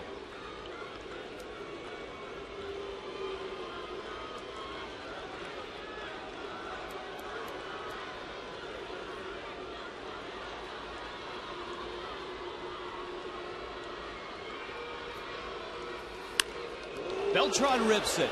That's in the corner and foul. Wow, Wright running hard all the way, and with 2 outs, he had a real chance to score if that was fair.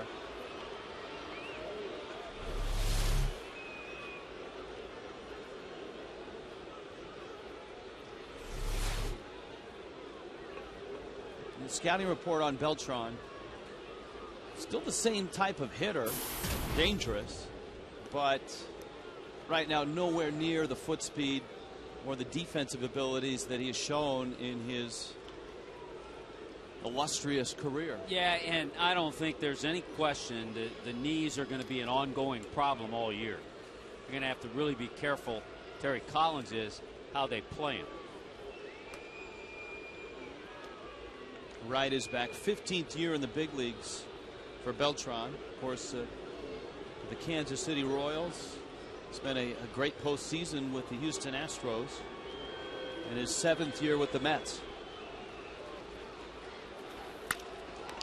Hooks that one, and Infante vacuums it up. Fires over to first.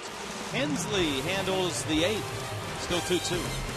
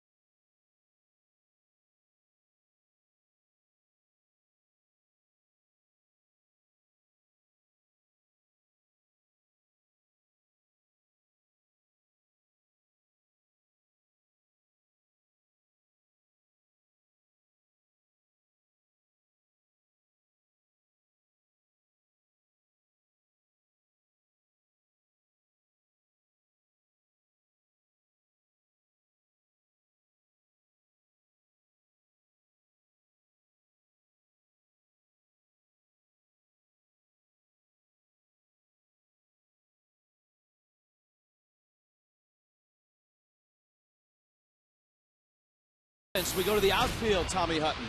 Yeah, the outfield has been spectacular, from Chris Coughlin to Logan Morrison, back to Chris Coughlin. He went back on a ball, a diving play, and then how about the throw of Emilio Bonifacio to nail Josh Tolle as he rounded the bag after a single. Edwin Rodriguez, looking at his lineup card, he's had to erase Donnie Murphy, who left after being hit by a pitch. And the Mets are going to go with Bobby Parnell out of the bullpen. Omar Infante leads it off. First pitch fastball is a strike.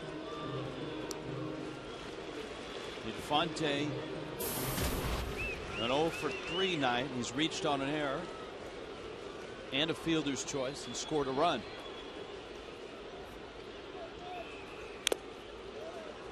Bobby Parnell has terrific stuff. Good fastball, mid-90s.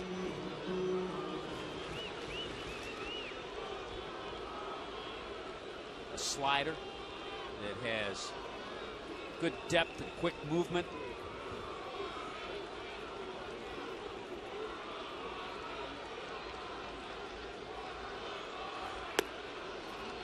There's that slider. You can get behind the scenes Marlins information. Follow us at FS Marlins on Twitter. Sign up today at twitter.com/FS Marlins. This year, Email Tuesday is also a Twitter Tuesday. So you can email questions and you can Twitter questions. Fastball, foul back. Would that be tweet? Yes. Thank you. See, I'm correcting you now. How about that? So our first Email Tuesday this Tuesday against the Nationals. Or Twitter Tuesday. Yeah.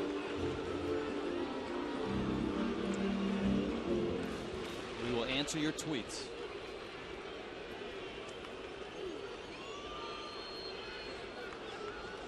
Fonte battling Parnell. So Nice does go 7 innings, as did Nolasco.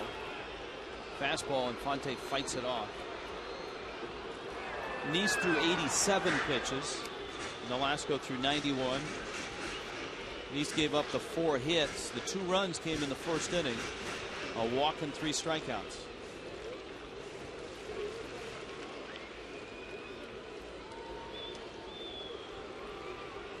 Two, bottom 8. Marlins 6-2 winners last night.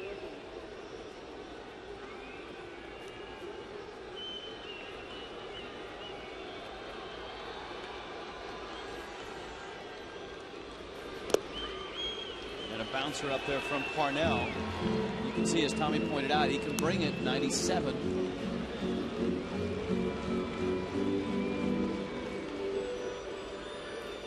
Pretty good back end of the bullpen when you think about it for the Mets. They have their issues, but when you have a guy with the arm of Parnell and K-Rod, a couple of pretty good right-handers.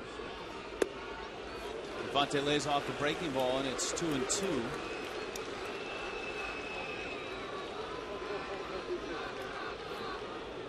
Terry Collins last year was involved in the Mets front office, player development. Fonte keeps battling. That one rolls foul. Collins, of course, a major league manager before with the Astros, with the Angels. From 2006 through 2009, he went a lot of different places. He managed in Japan. He was China's manager in the World Baseball Classic. And he also managed a team for half a season in the Northwoods League.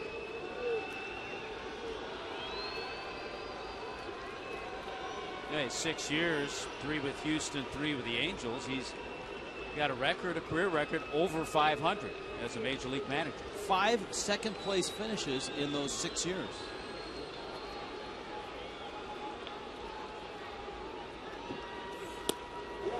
And Parnell buries that pitch, and Fonte goes down swinging.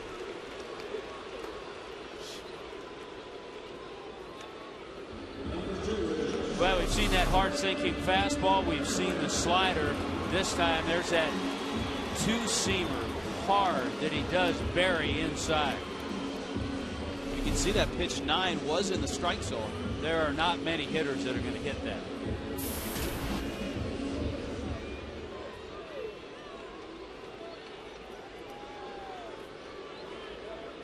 Hanley has doubled and bounced out twice. And he gets a breaking ball in the dirt.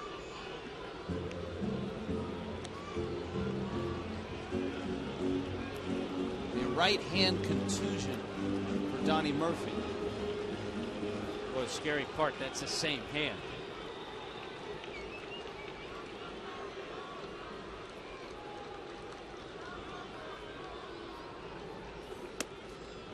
Boy, in the last 24 hours, you think about it, the Marlins' third base situation. Marlins were hoping that in a couple of months, Matt Dominguez would find his groove and be up here playing third. But he suffered a fractured elbow yesterday. Murphy hit in the hand tonight. Haley took a rip at 97.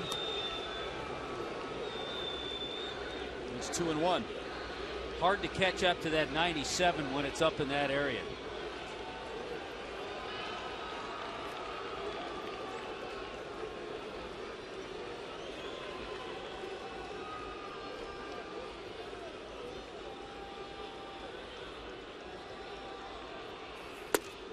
Parnell figures he'll just go right back up there. Wow. Hanley asking, was that a good pitch? I believe it was. I believe it was in the strike zone, a high part of the strike zone, but wow, that's some good stuff.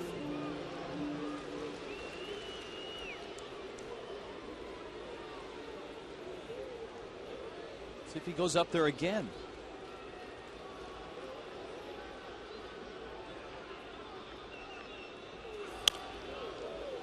He didn't quite get it up in the zone, but he did get it up to 99. And then as a hitter, you're saying in the back of your mind, wow, I know he has a slider too.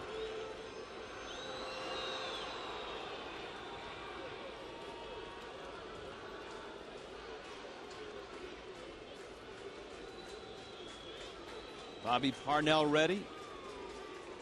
Another 2-2. There it is. Finished him off. That's just flat out nasty. So 2 hitters faced, 2 strikeouts. You've swung at a couple of fastballs that have been up in the 97-mile-an-hour range, one at 99, and then he spins a sharp slider away. Not only throws a slider, but throws it in a perfect spot.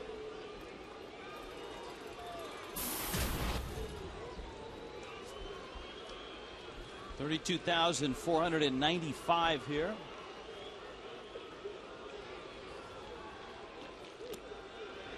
Starts Gabby out with the slider. So if you're a guy like Gabby and you just saw that last at bat and you see that Parnell opened you with a slider, do you sit fastball and really try to turn on one now? I think against a guy that's throwing this hard, you have to be ready for the fastball, period.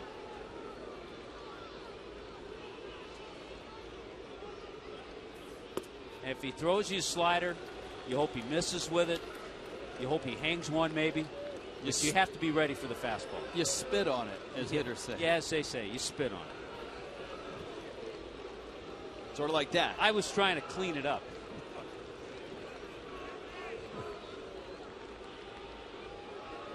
The 2-0. He got the heat. Gabby sends a fly ball to right center. Beltran is calling for it. And Pagan gives way to Beltran, who makes the catch. A 1-2-3-8. Let's go to the 9th. Still 2-2.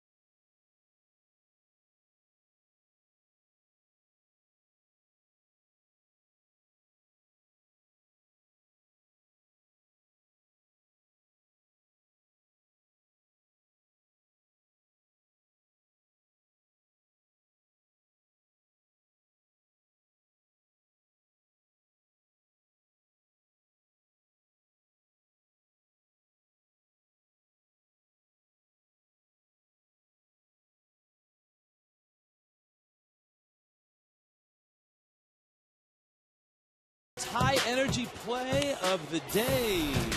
Chris Coughlin. Nice tumbling catch. It's the first time we've really seen him in center field have to go get a ball like that. A lot of high energy to get that ball.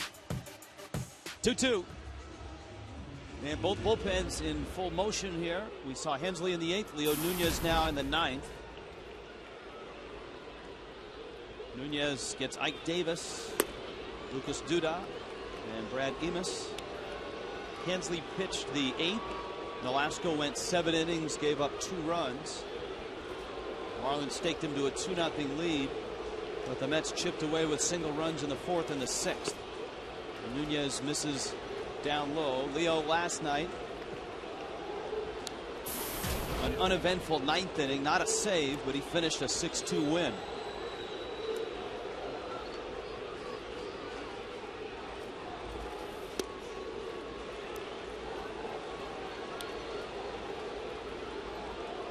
And Nunez has come in and gone 3-0 on Ike Davis.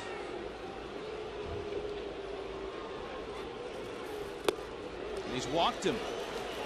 So Nunez walks Davis, the leadoff man here in the 9th.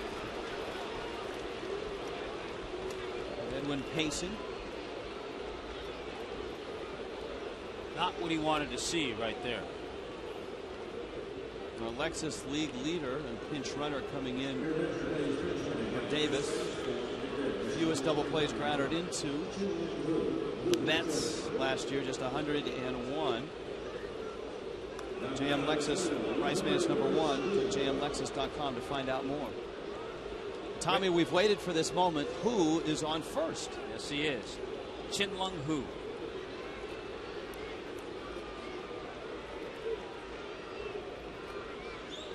Somewhere Abbott and Costello are smiling.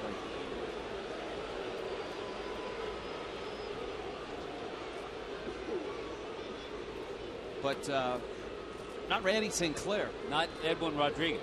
To have the relief pitcher come in, walk the first batter, and then fall behind 1-0 to the next hitter. And you just saw there one of the things that the Marlins are hoping for, and that's that John Buck will ride shotgun for Leo Nunez and help guide Nunez through innings like this. Duda can hit the ball a long ways. He's 0 for 3 tonight. And he got him to throw that changeup in for a strike. That's the last thing Duda was looking for. And we told you last night a little bit about the history of John Buck and Leo Nunez back in their days with Kansas City.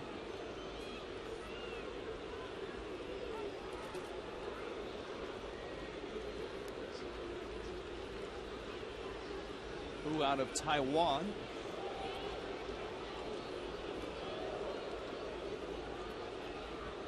He's the go-ahead run here in the 9th in a 2-2 game.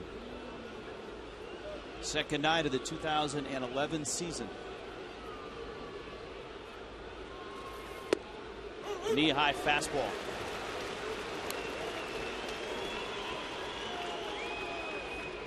Boy, that was pitch 3, and that was just at the bottom of the strike zone. Fox Tracks measures the ball as it comes across the front of the plate. That's where umpires judge a pitch, whether inside, outside, or at the knees, or below the letters. Change up, Tapper, Nunez off the mound makes the catch. Who is now at second?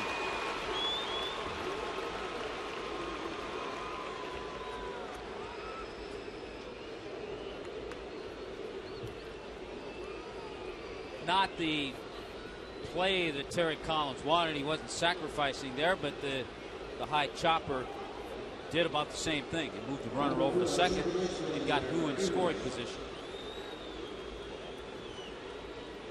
So Emis, who had his first major league hit of the bad hop variety, that in the 5th inning.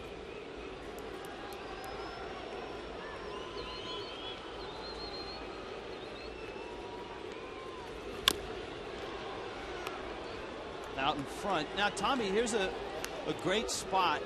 We talked about it last night. The pitch that Nunez has tried to revive is his slider. He threw it in the spring. He put it on the shelf after that Aaron Rowan home run last year. I think in a case, especially with a guy like Emus, his second game as a major leaguer, if you got 2 strikes on him, you might want to show it to him. There it is. Slow ground ball. Hanley charges and makes the play. That's a good pitch. You want to make sure if you throw that pitch, and I'm sure this is what John Buck talks to Leo Nunez about, you've got to be down and away if anything miss. If you're going to throw a ball, make sure it's away. And he made a good pitch with that slider there. For the Mets now, this is not a bad hitter to have up there if you're the Mets, because Josh Thole, especially against a guy that throws hard, can slap the ball to left field. He has 2 hits in the ball game, 1 to left and 1 to right, and Nunez misses in with a fastball.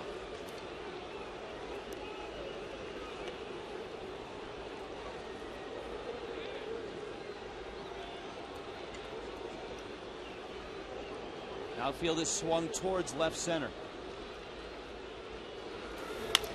There's the liner into left, and it's a base hit, and the Mets have the lead. And wouldn't you know, the only walk issued tonight by Marlins pitching, Ricky Nolasco did not walk a batter in 7 innings. Clay Hensley did not walk a batter in his 8th inning. And the leadoff walk here in the 9th puts the Mets ahead on that base hit from Josh Thole, his 3rd hit of the game.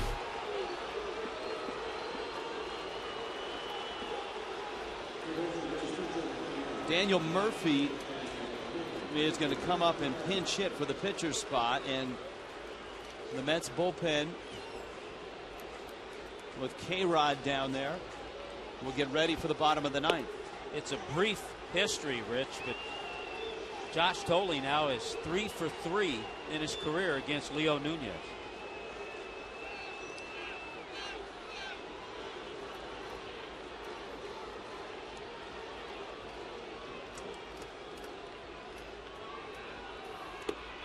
Murphy takes down low. Murphy last year tore his MCL in 2009 with the Mets. Played a lot. Had 12 homers, 63 RBIs. Jacksonville University product. Same high school as Brett Myers, who pitched so well on opening day for the Houston Astros. Outpitched, deserved the win, Roy Halladay. In fact, Halladay in his 7 innings gave up 5 hits. Myers had 2 of those hits.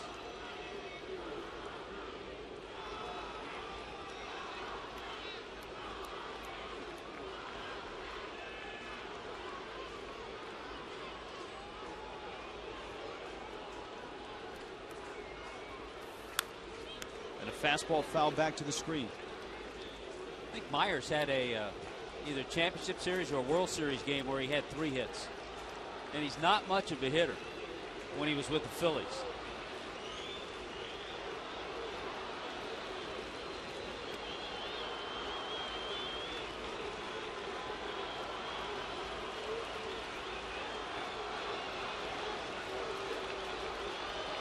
One, two. Broken bat, and that ball ends up in the seats.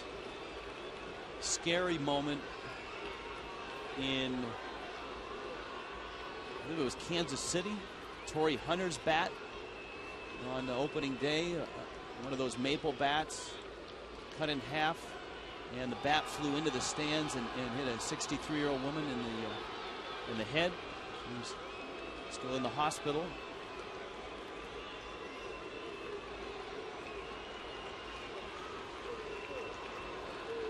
The restrictions that Major League Baseball put on the bats last year seemed to help to an extent.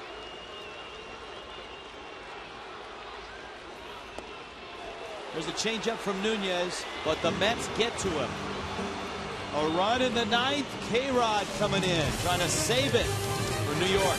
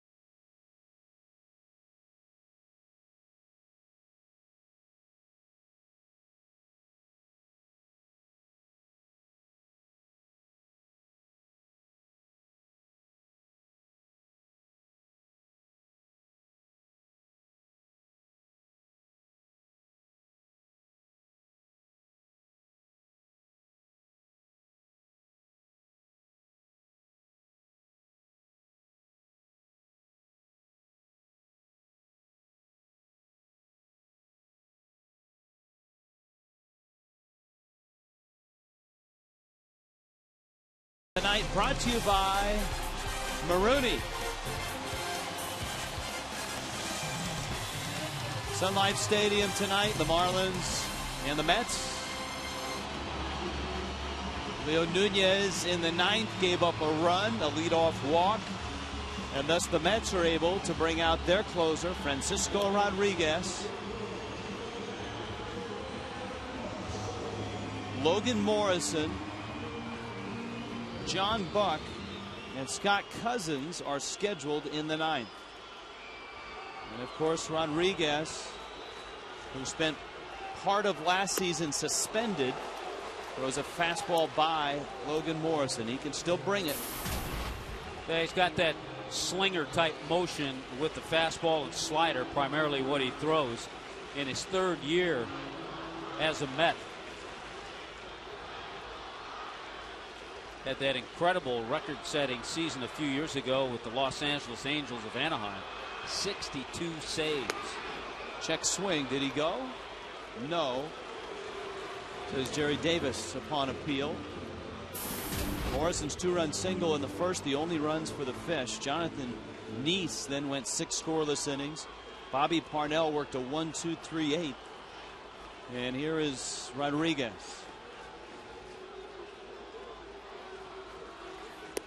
Fastball misses inside. In August, he was arrested for assaulting his father-in-law in the Mets family room at Citi Field.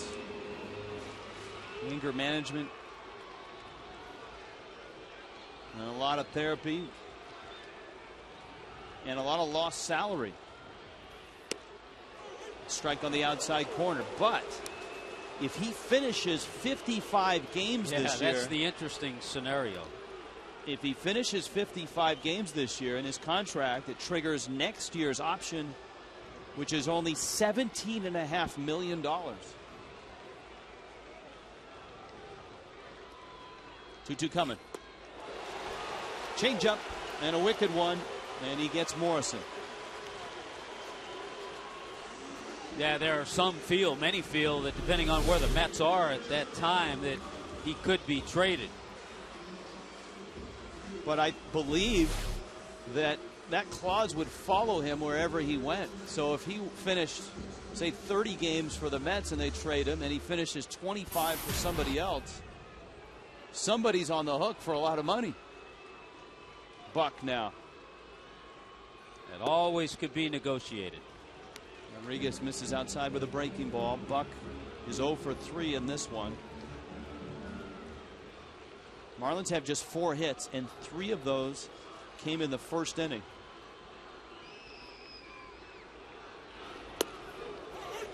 Wicked slider. Remember, he burst on the scene as the understudy to Troy Percival on that World Championship Angel team in 2002. And without Rodriguez, the Angels, A, might not have been able to get to the World Series, and B, might not have won the World Series.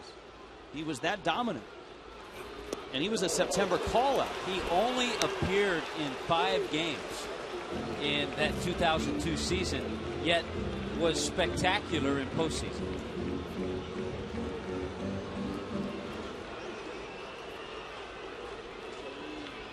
One and 2 on Buck. And Buck rips it into left field. That's a base hit. Remember, the Marlins bench has been thinned. Number 1, the injury to Stanton. Number 2, the injury to Donnie Murphy. Brett Hayes is a faster runner than Buck, and of course he plays Buck's position. So he's the logical choice to run for him, and he will run for Buck. There's a look at the backup catcher, Brett Hayes, who's going to pinch run, a little better speed than John Buck.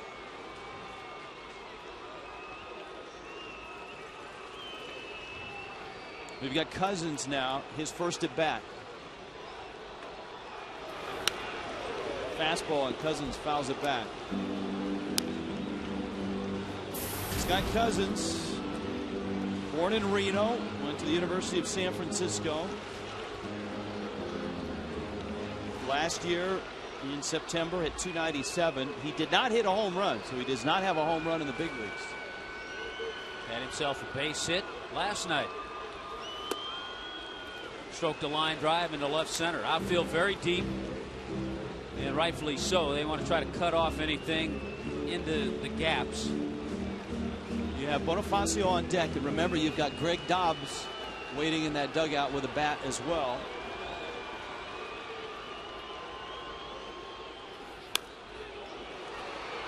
Cousins got an off-speed pitch, and he fouls it up and out of play.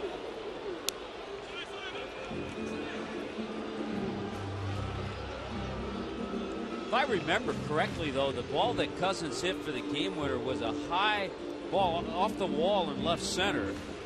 It was ruled a single because it was the game winner, but he just missed a home run. Tolley wants a fastball. 1-2 on the way.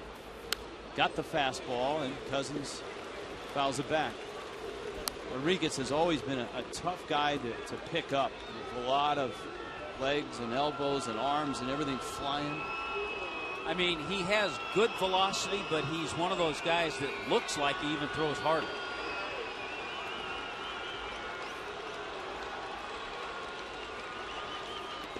In the dirt, Tolley knocks it down. Hayes, had that ball gotten away a little more, was headed towards second base. He had a nice bit of momentum rolling towards second. Yeah, just watching Tolley with that play.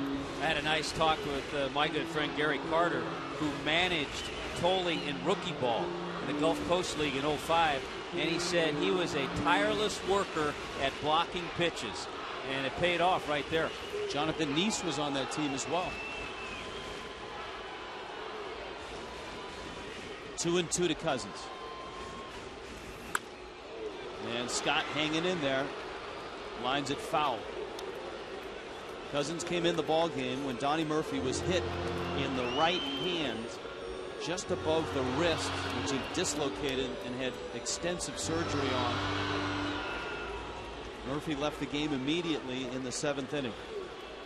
Hayes running for Buck. Another 2-2. A spinner. Cousins has had a pretty solid at bat here. He's battled one of the best closers in the game. You saw the numbers for K-Rod last year. His ERA was in the low 2s.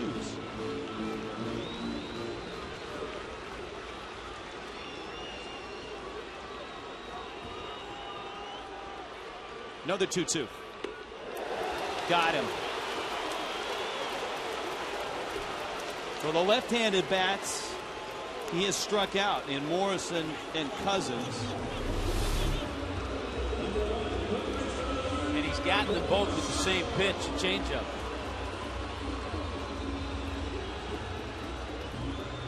So now it's Bonifacio. Doesn't use that as often to right-handers. Right-handers, he'll stay with the fastball and the slider. Hayes at first. And K-Rod misses down low. Bonifacio is not an easy man to walk.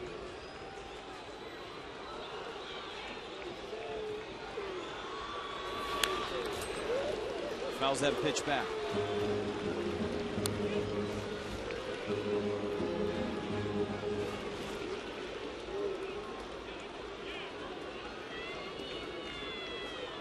Just 17 walks in 201 plate appearances last year.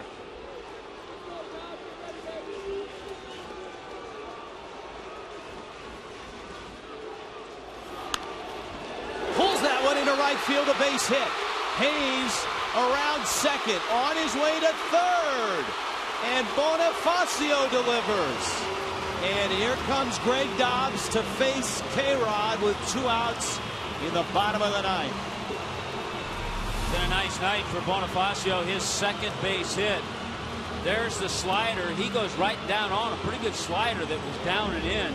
Gets it past Daniel Murphy, the new first baseman. And sets the stage for Greg Dobbs, who in his career is 2 for 5 with a double against Francisco Rodriguez. Dobbs a struggle last year. In fact, the last 2 seasons a struggle for Dobbs. But an incredible spring. He makes the team. And he steps in against Rodriguez. Dobbs line drive, base hit, tie game. Bonifacio on his way to third. Welcome to South Florida, Greg Dobbs. The newcomers are making themselves a nice statement. John Buck last night. Omar Infante with a nice game. And a pinch hit, game-tying single by Greg Dobbs, who's now 3 for 6 against K-Rod. A blown save. You tag that on to K-Rod, who served up a fastball right out over the plate for Dobbs. Dobbs told us in spring training that he really changed his swing over the offseason. Now here is Coughlin, and he can end it. Dobbs is at first. Bonifacio is at third. Fastball is up, and a lot of pressure on Tolley now. If K-Rod throws the slider or the changeup in the dirt, because Bonifacio is lightning quick at third. Crowd is alive. 1-0 coming. That's low, and it's 2-0. And a nice crowd it is. Over 32,000 tonight. Over 41,000 last night. Over 32 tonight.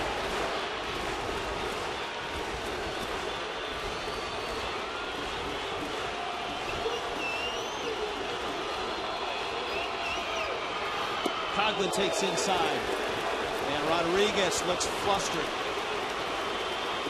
3 hits in the inning. John Buck, Emilio Bonifacio, and the tying run knocked in by Greg Dobbs. 32,495 here tonight. Coughlin on a 3-0 pitch. He threw him a 3-0 changeup. He's thinking with the right-hander on deck that maybe Coughlin would have had the green light.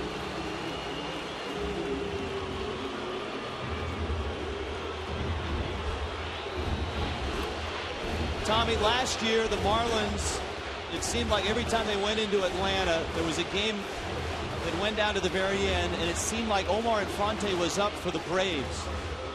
And it seemed like every time Infante had a walk-off hit to beat the Fish.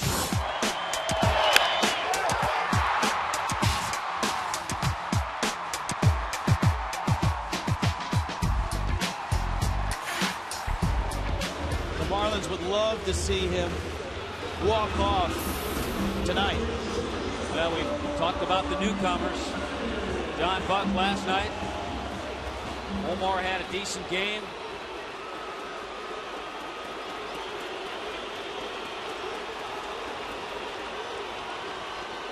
K-Rod shaking Tolley off 3 times. These are those at bats, Rich, too, where you have a guy like Omar Infante who's a contact hitter.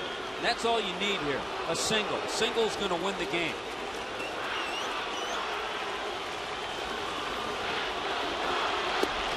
There's a fastball right down the middle, and it's 0-1.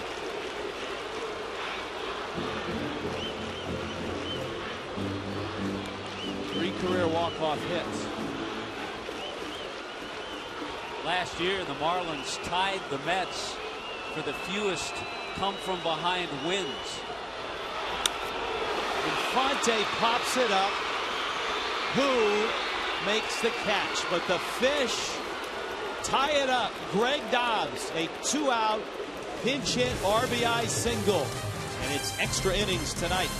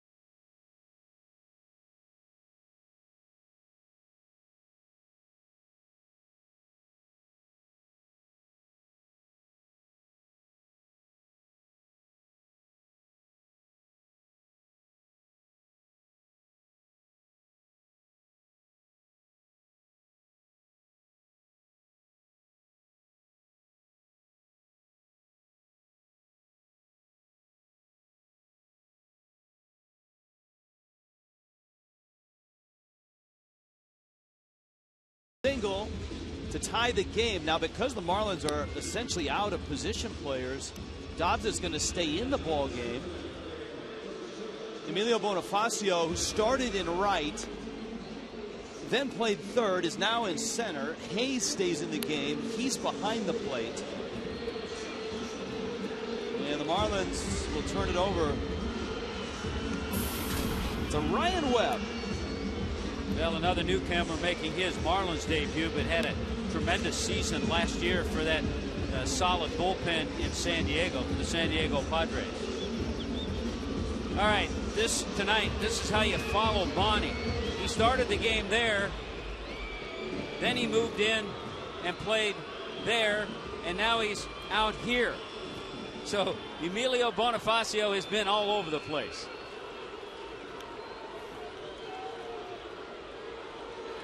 Tommy Hutton, Advanced Illustrator 101. Top of the order, that's where Webb arrives. Both teams' closers give up a run in the 9th inning. And so here we are at 3-3. Primarily Ryan Webb with a solid sinker, slider. Slider and curve are similar.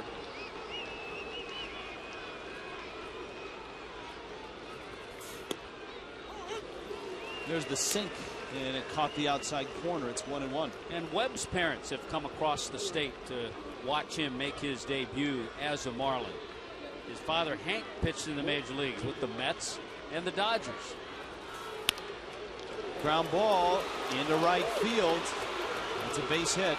Cousins picks it up.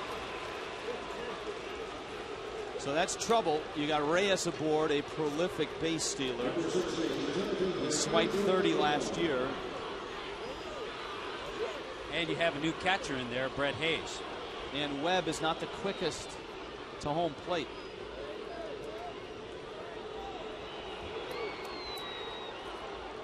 So all those variables add up to the Mets probably trying to steal second here. Angel Pagan.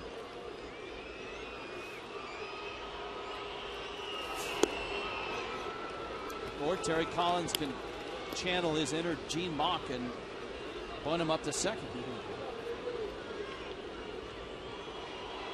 Two former Angels skippers.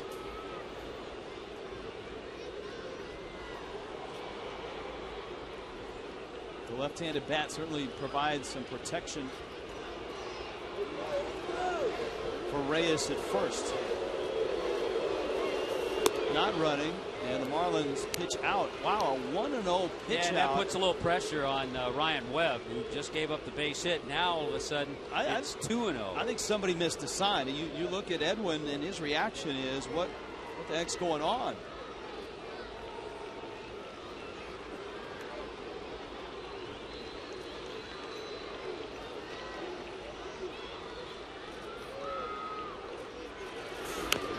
He bunts. Hayes has it. It's foul.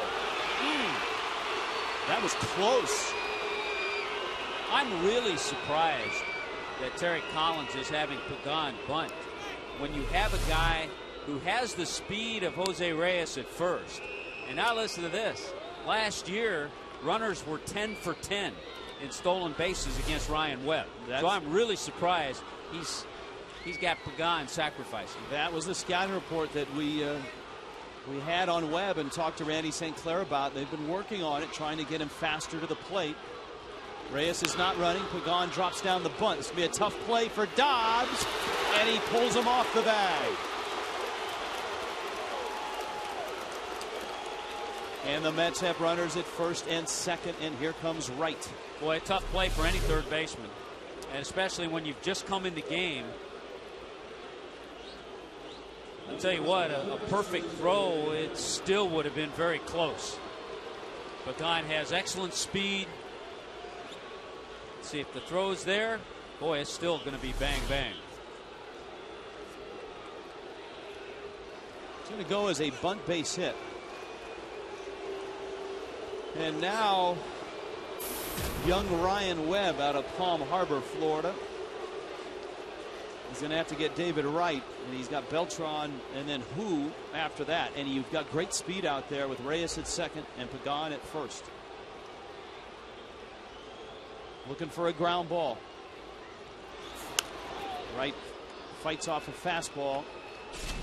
This was the home run against Nolasco. One of the few mistakes. Ricky left that fastball out over the middle of the plate, and Wright hit his 4th career home run off Ricky Nolasco.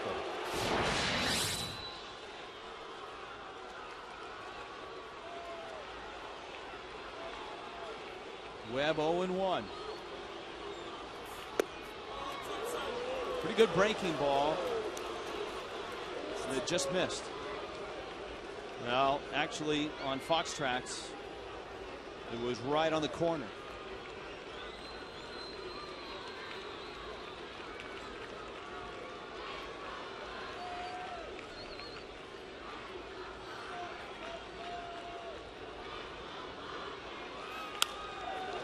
Breaking ball, fly ball towards the line. Cousins is over, and it falls foul. Do you think, Tommy, that Cousins let it fall to prevent Reyes from going to third? It appeared that way. It's tough to do when you have a hitter like Wright up there, but he really pulls back right here to let it fall. You see outfielders do that if there's a runner at third base, to prevent the runner from tagging and scoring. Because I think Cousins felt not only would Reyes go from second to third, but Pagan would have gone from first to second. So now he has to hope Ryan Webb makes a really good pitch to David Wright. Line drive, base hit, center field, charging Bonifacio. Reyes is going to score. Bonifacio's throw is cut, and the Mets have a 10th inning run.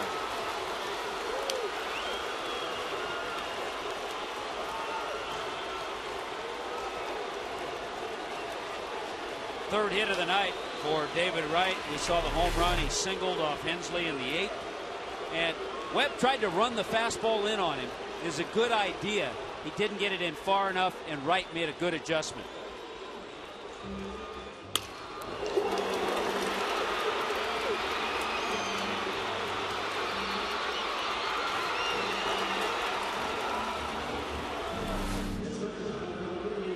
So 3 base hits, and that's going to chase Ryan Webb. 4-3 Mets. Armarooney called to the pen. Need a car, truck or van. Who you gonna call? Marlins.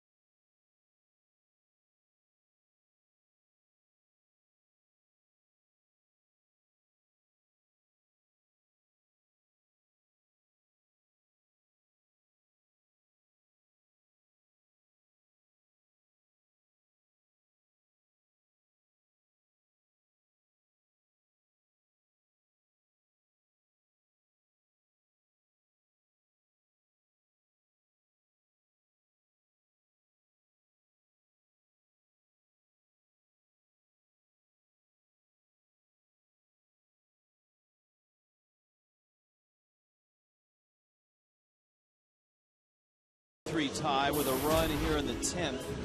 Mike Dunn arrives. Those were his numbers in Atlanta last season. Dunn came in and pitched to one hitter and struck him out last night. That was Scott Hairston.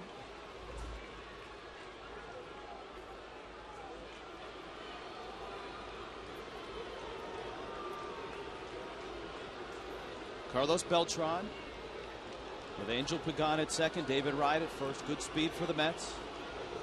Nobody out.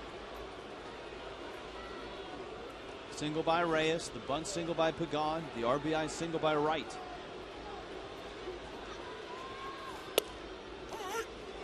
Well, the task for Dunn, all right, keep it a one-run game, and he comes in with nobody out and runners at first and second.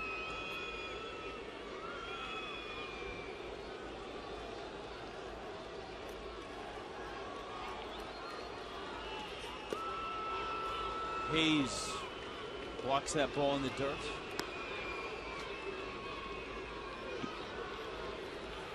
Nolasco went 7. Hensley, a scoreless 8th. Nunez coughed up a run in the 9th. And Ryan Webb giving up a run here in the 10th.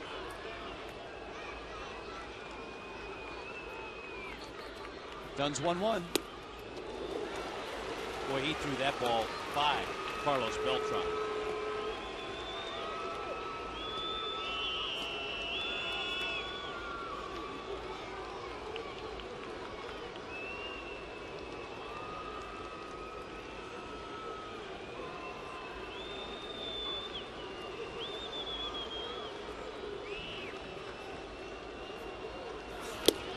Threw that one by him too. You know, you do it once, and you've got to make a hitter prove that he can catch up to it. Right now, doesn't look like Carlos Beltran from the right side is going to catch up to that heat. 94 with the first one, this one 93, and Beltran late. Second baseman Chin Lung Hu.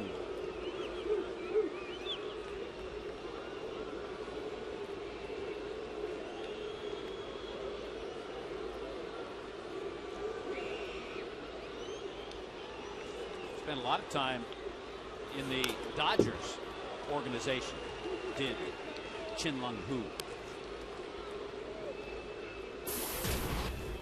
I'll tell you a name that popped up yesterday that you might want to take note of. Kila Kaihua of the Kansas City Royals. The Hawaiian hit a walk-off home run. Swing and a miss. He's got a younger brother who also plays in the A's organization. Kaihua is 27. He spent parts of 9 years in the minor leagues with the Royals.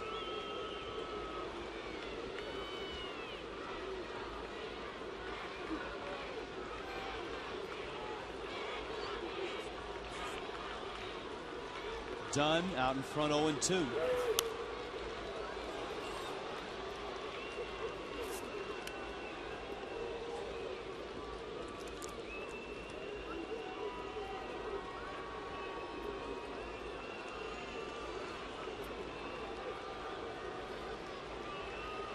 There you see Wright. He's at first. Pagan's at second.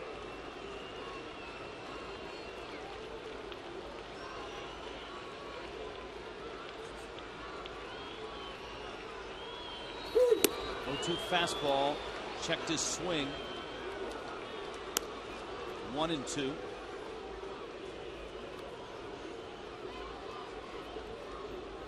Yeah, Hu 8 years in the Dodger organization. Had bits and pieces with LA, but never a full season. Willie Harris is on deck.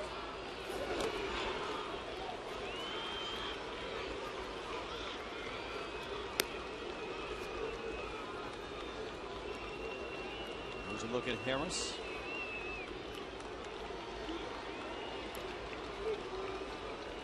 Run across, 1 out in the 10th.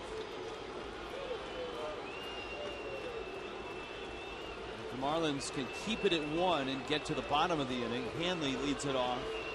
Gabby Sanchez and Logan Morrison scheduled as well.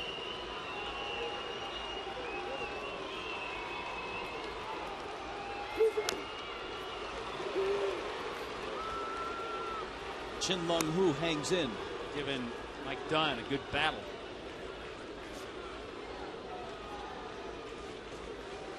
You know, the Mets bullpen hasn't budged, which would lead you to believe that K-Rod if it were still 4-3, would come out and try to close his own mess. Yeah. Clean up his own mess. He had 27 pitches in the 9th inning.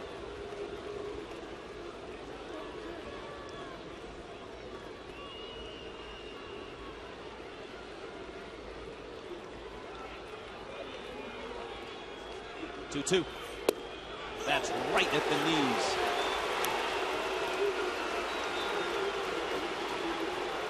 So Dunn comes in and strikes out the first 2 he's faced, and here comes Harris. Well, so far so good. He's made some terrific pitches. He has shown a live fastball. There it is, right on the corner with good velocity. So striking out Beltran and now Hu.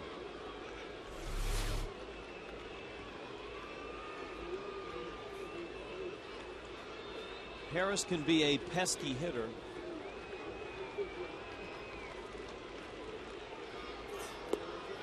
But last year he wasn't much of a hitter at all for the Nationals. He hit just 183, had a 291 on base percentage.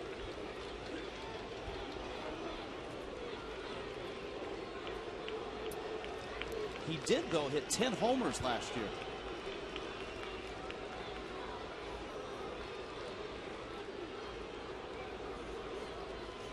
Runner goes from second. That's a strike. And Pagan swipes third. A wise choice by Brett Hayes. An unbelievable jump by Pagan. He stole that off Mike Dunn. And the good choice, not to make a throw.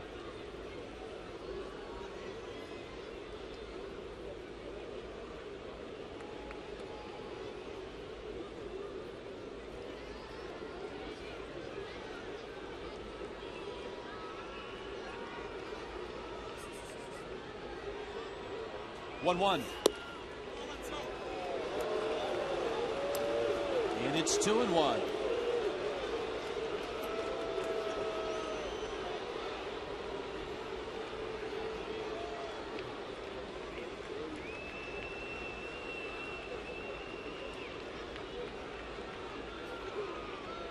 Dunn ready. Fastball, ground ball. It's a fair ball, and that's going to do a lot of damage. Pagan will score. Wright will score, and the Mets have cracked it open here in the 10th.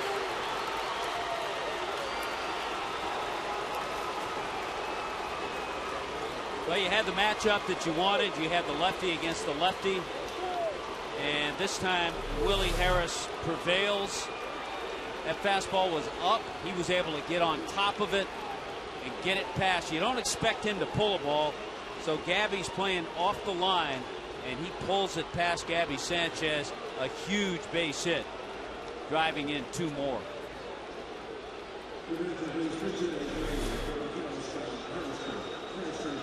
Willie Harris had a couple of hits last night in the opener.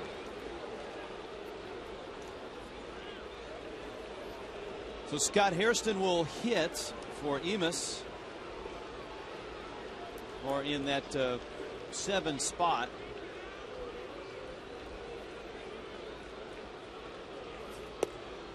And that is the pitcher spot, so that means no more K-Rod.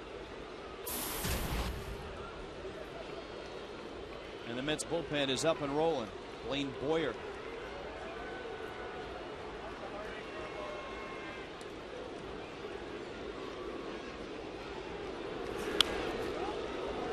Hairston fouls it back.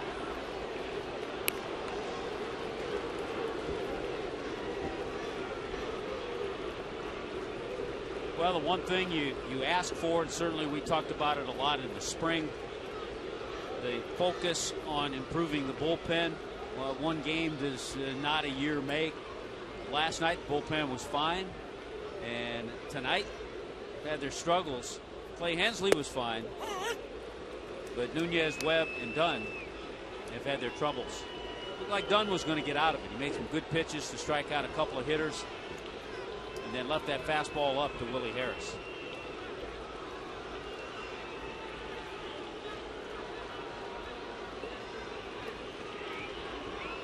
One-two coming to Hairston.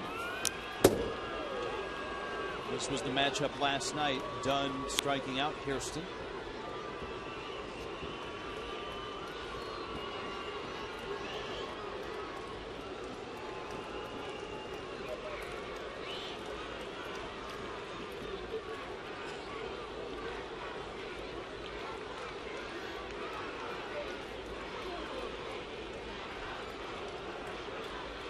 One-two coming. He strikes him out tonight, but the Mets do some damage. Lots of damage. Willie Harris drives in two after David Wright broke the tie.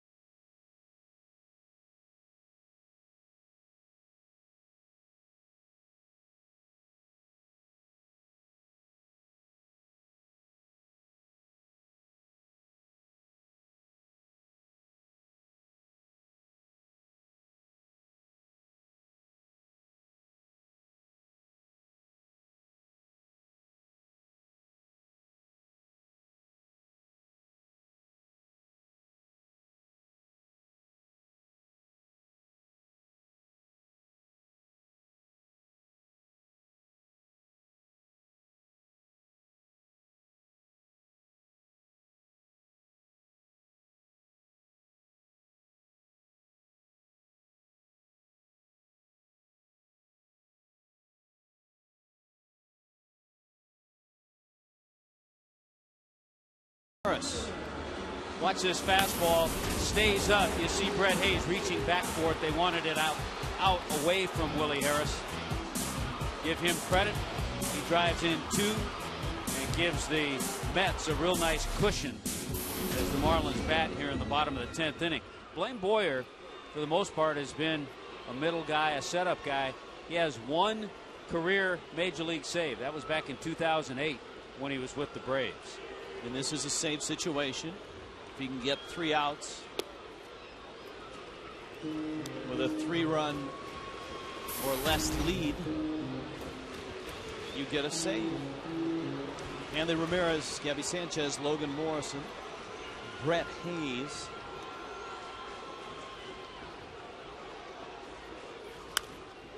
And Hanley loses his bat and fouls a pitch out of play.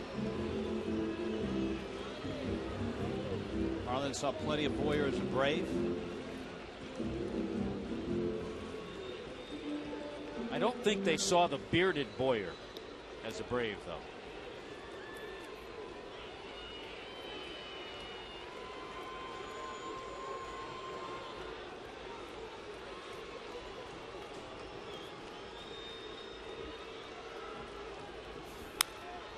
Hanley goes after a pitch that was up and out of the zone, and it's 1-2.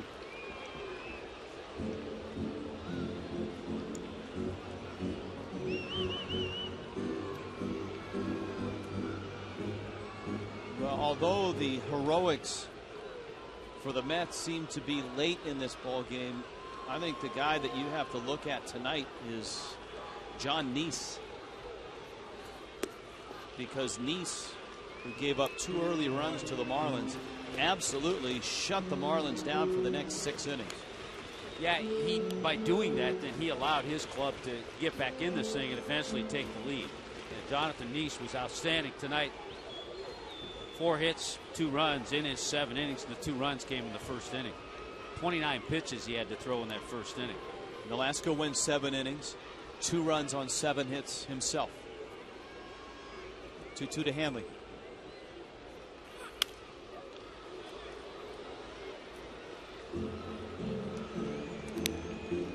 If you've just happened by to this ball game, 2-2 game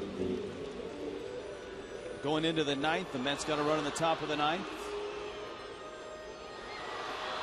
Mets getting their run in the ninth on the RBI single by Josh Tolley. Greg Dobbs with a pinch hit, 2-out RBI single to tie it in the bottom of the ninth. Reyes digs it out, throws him out. Marlins Live. Still one of the strongest arms as a shortstop in the league. Marlins Live will follow our game telecast. We'll have all the highlights and analysis from Jeff Conine. Craig Minervini anchors our coverage.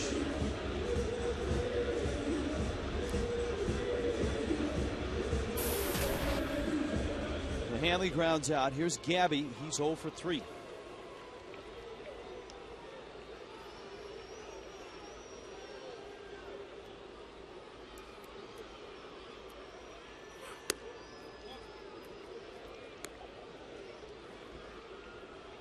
Real contrast tomorrow. Javier Vasquez for the Fish. R.A. Dickey, the knuckleballer for the Mets.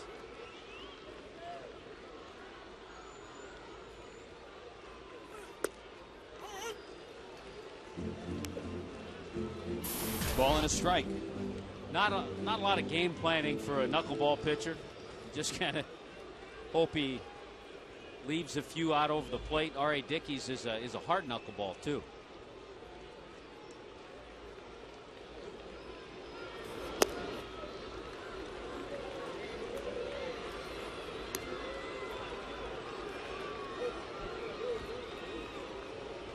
Be interesting to see who catches R.A. Dickey tomorrow. Will it be Tolley?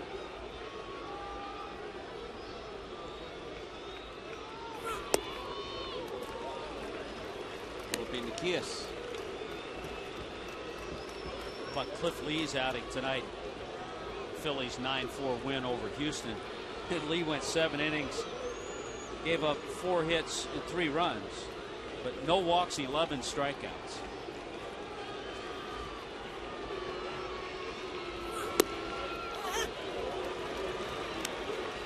The Phillies pounded Wandy Rodriguez.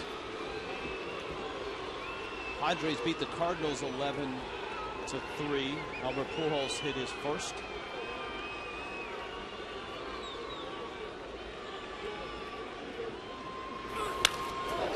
Gabby ropes one in the corner. That'll be extra bases. Harris to get it.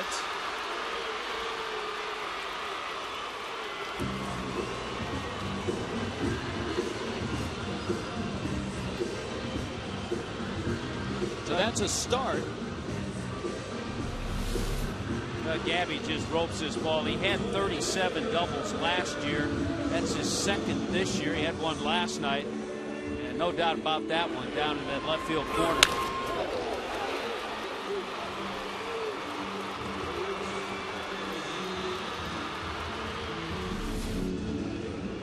Now you get into Morrison.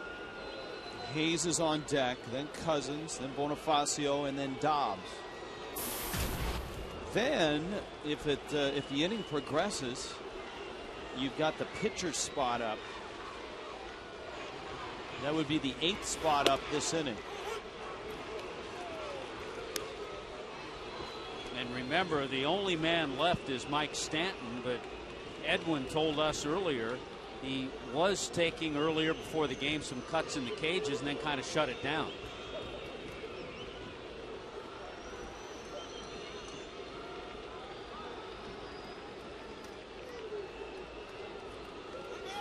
Morrison gets time and steps out. Giants beat the Dodgers, shut them out 10-0. Matt Cain beats Ted Lilly.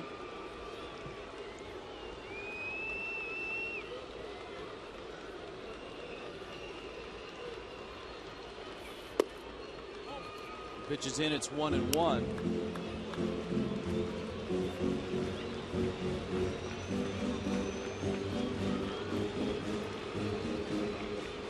How about the winning pitcher for the Toronto Blue Jays today? Kyle Drabek. Yeah, pretty good performance. 6-1. He beat Francisco Liriano and the Twins. You know, Logan Morrison reached base last night. He's been on base once tonight with that big single in the first inning. Remember, he had that stretch last year, 47 straight games that he reached base. Did that tie him with Mark Teixeira for the longest streak in baseball last year? Yeah, 42 consecutive games.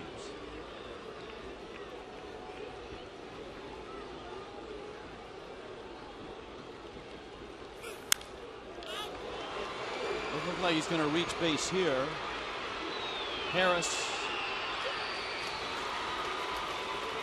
And the Marlins are down to their last out. And it's Brett Hayes coming up.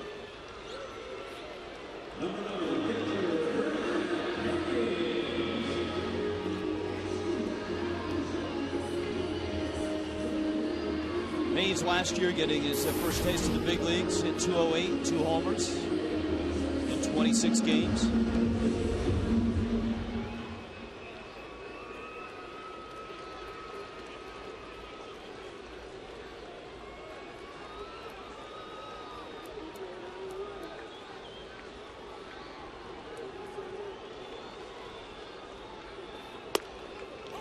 Inside corner from Boyer.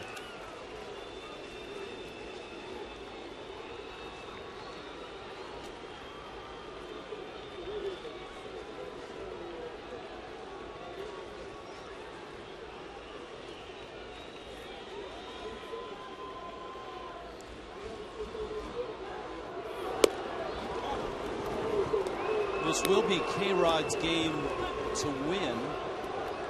As Tommy pointed out, it could be Boyer's save, but it won't go in that column of games finished for K-Rod.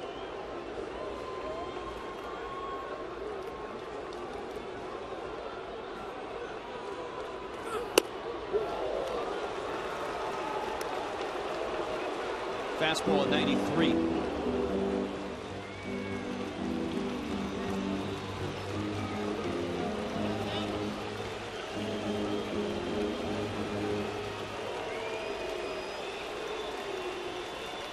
Marlins down to their last strike in the 10th.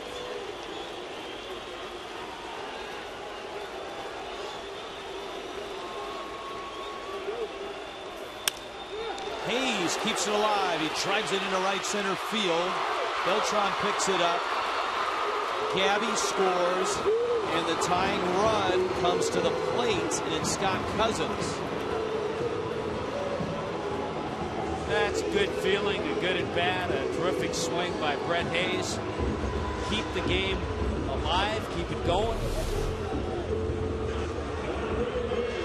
It's a nice solid swing on a fastball from Boyer. Almost got it through the gap, but Beltran was able to get over there. And Hayes gets his first hit of the year and an RBI.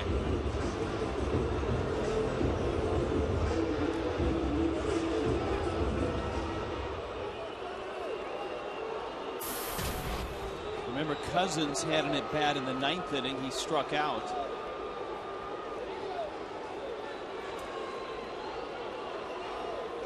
Bonifacio's on deck.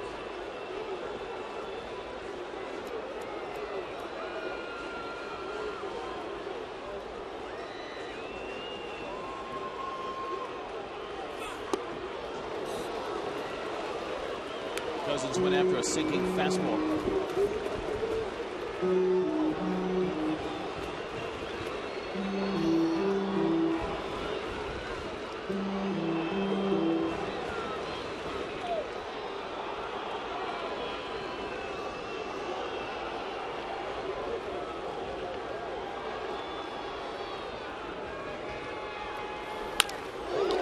Up the middle, that's where Reyes was playing, and he wins the race to second, and the Mets win the ball game in 10 innings. And they even the score with the Fish. A game apiece in this 3-game series. Marlins Live is coming up. We'll show you the highlights and set the stage for tomorrow. 6-4 the final. New York beats the Marlins. Stick around.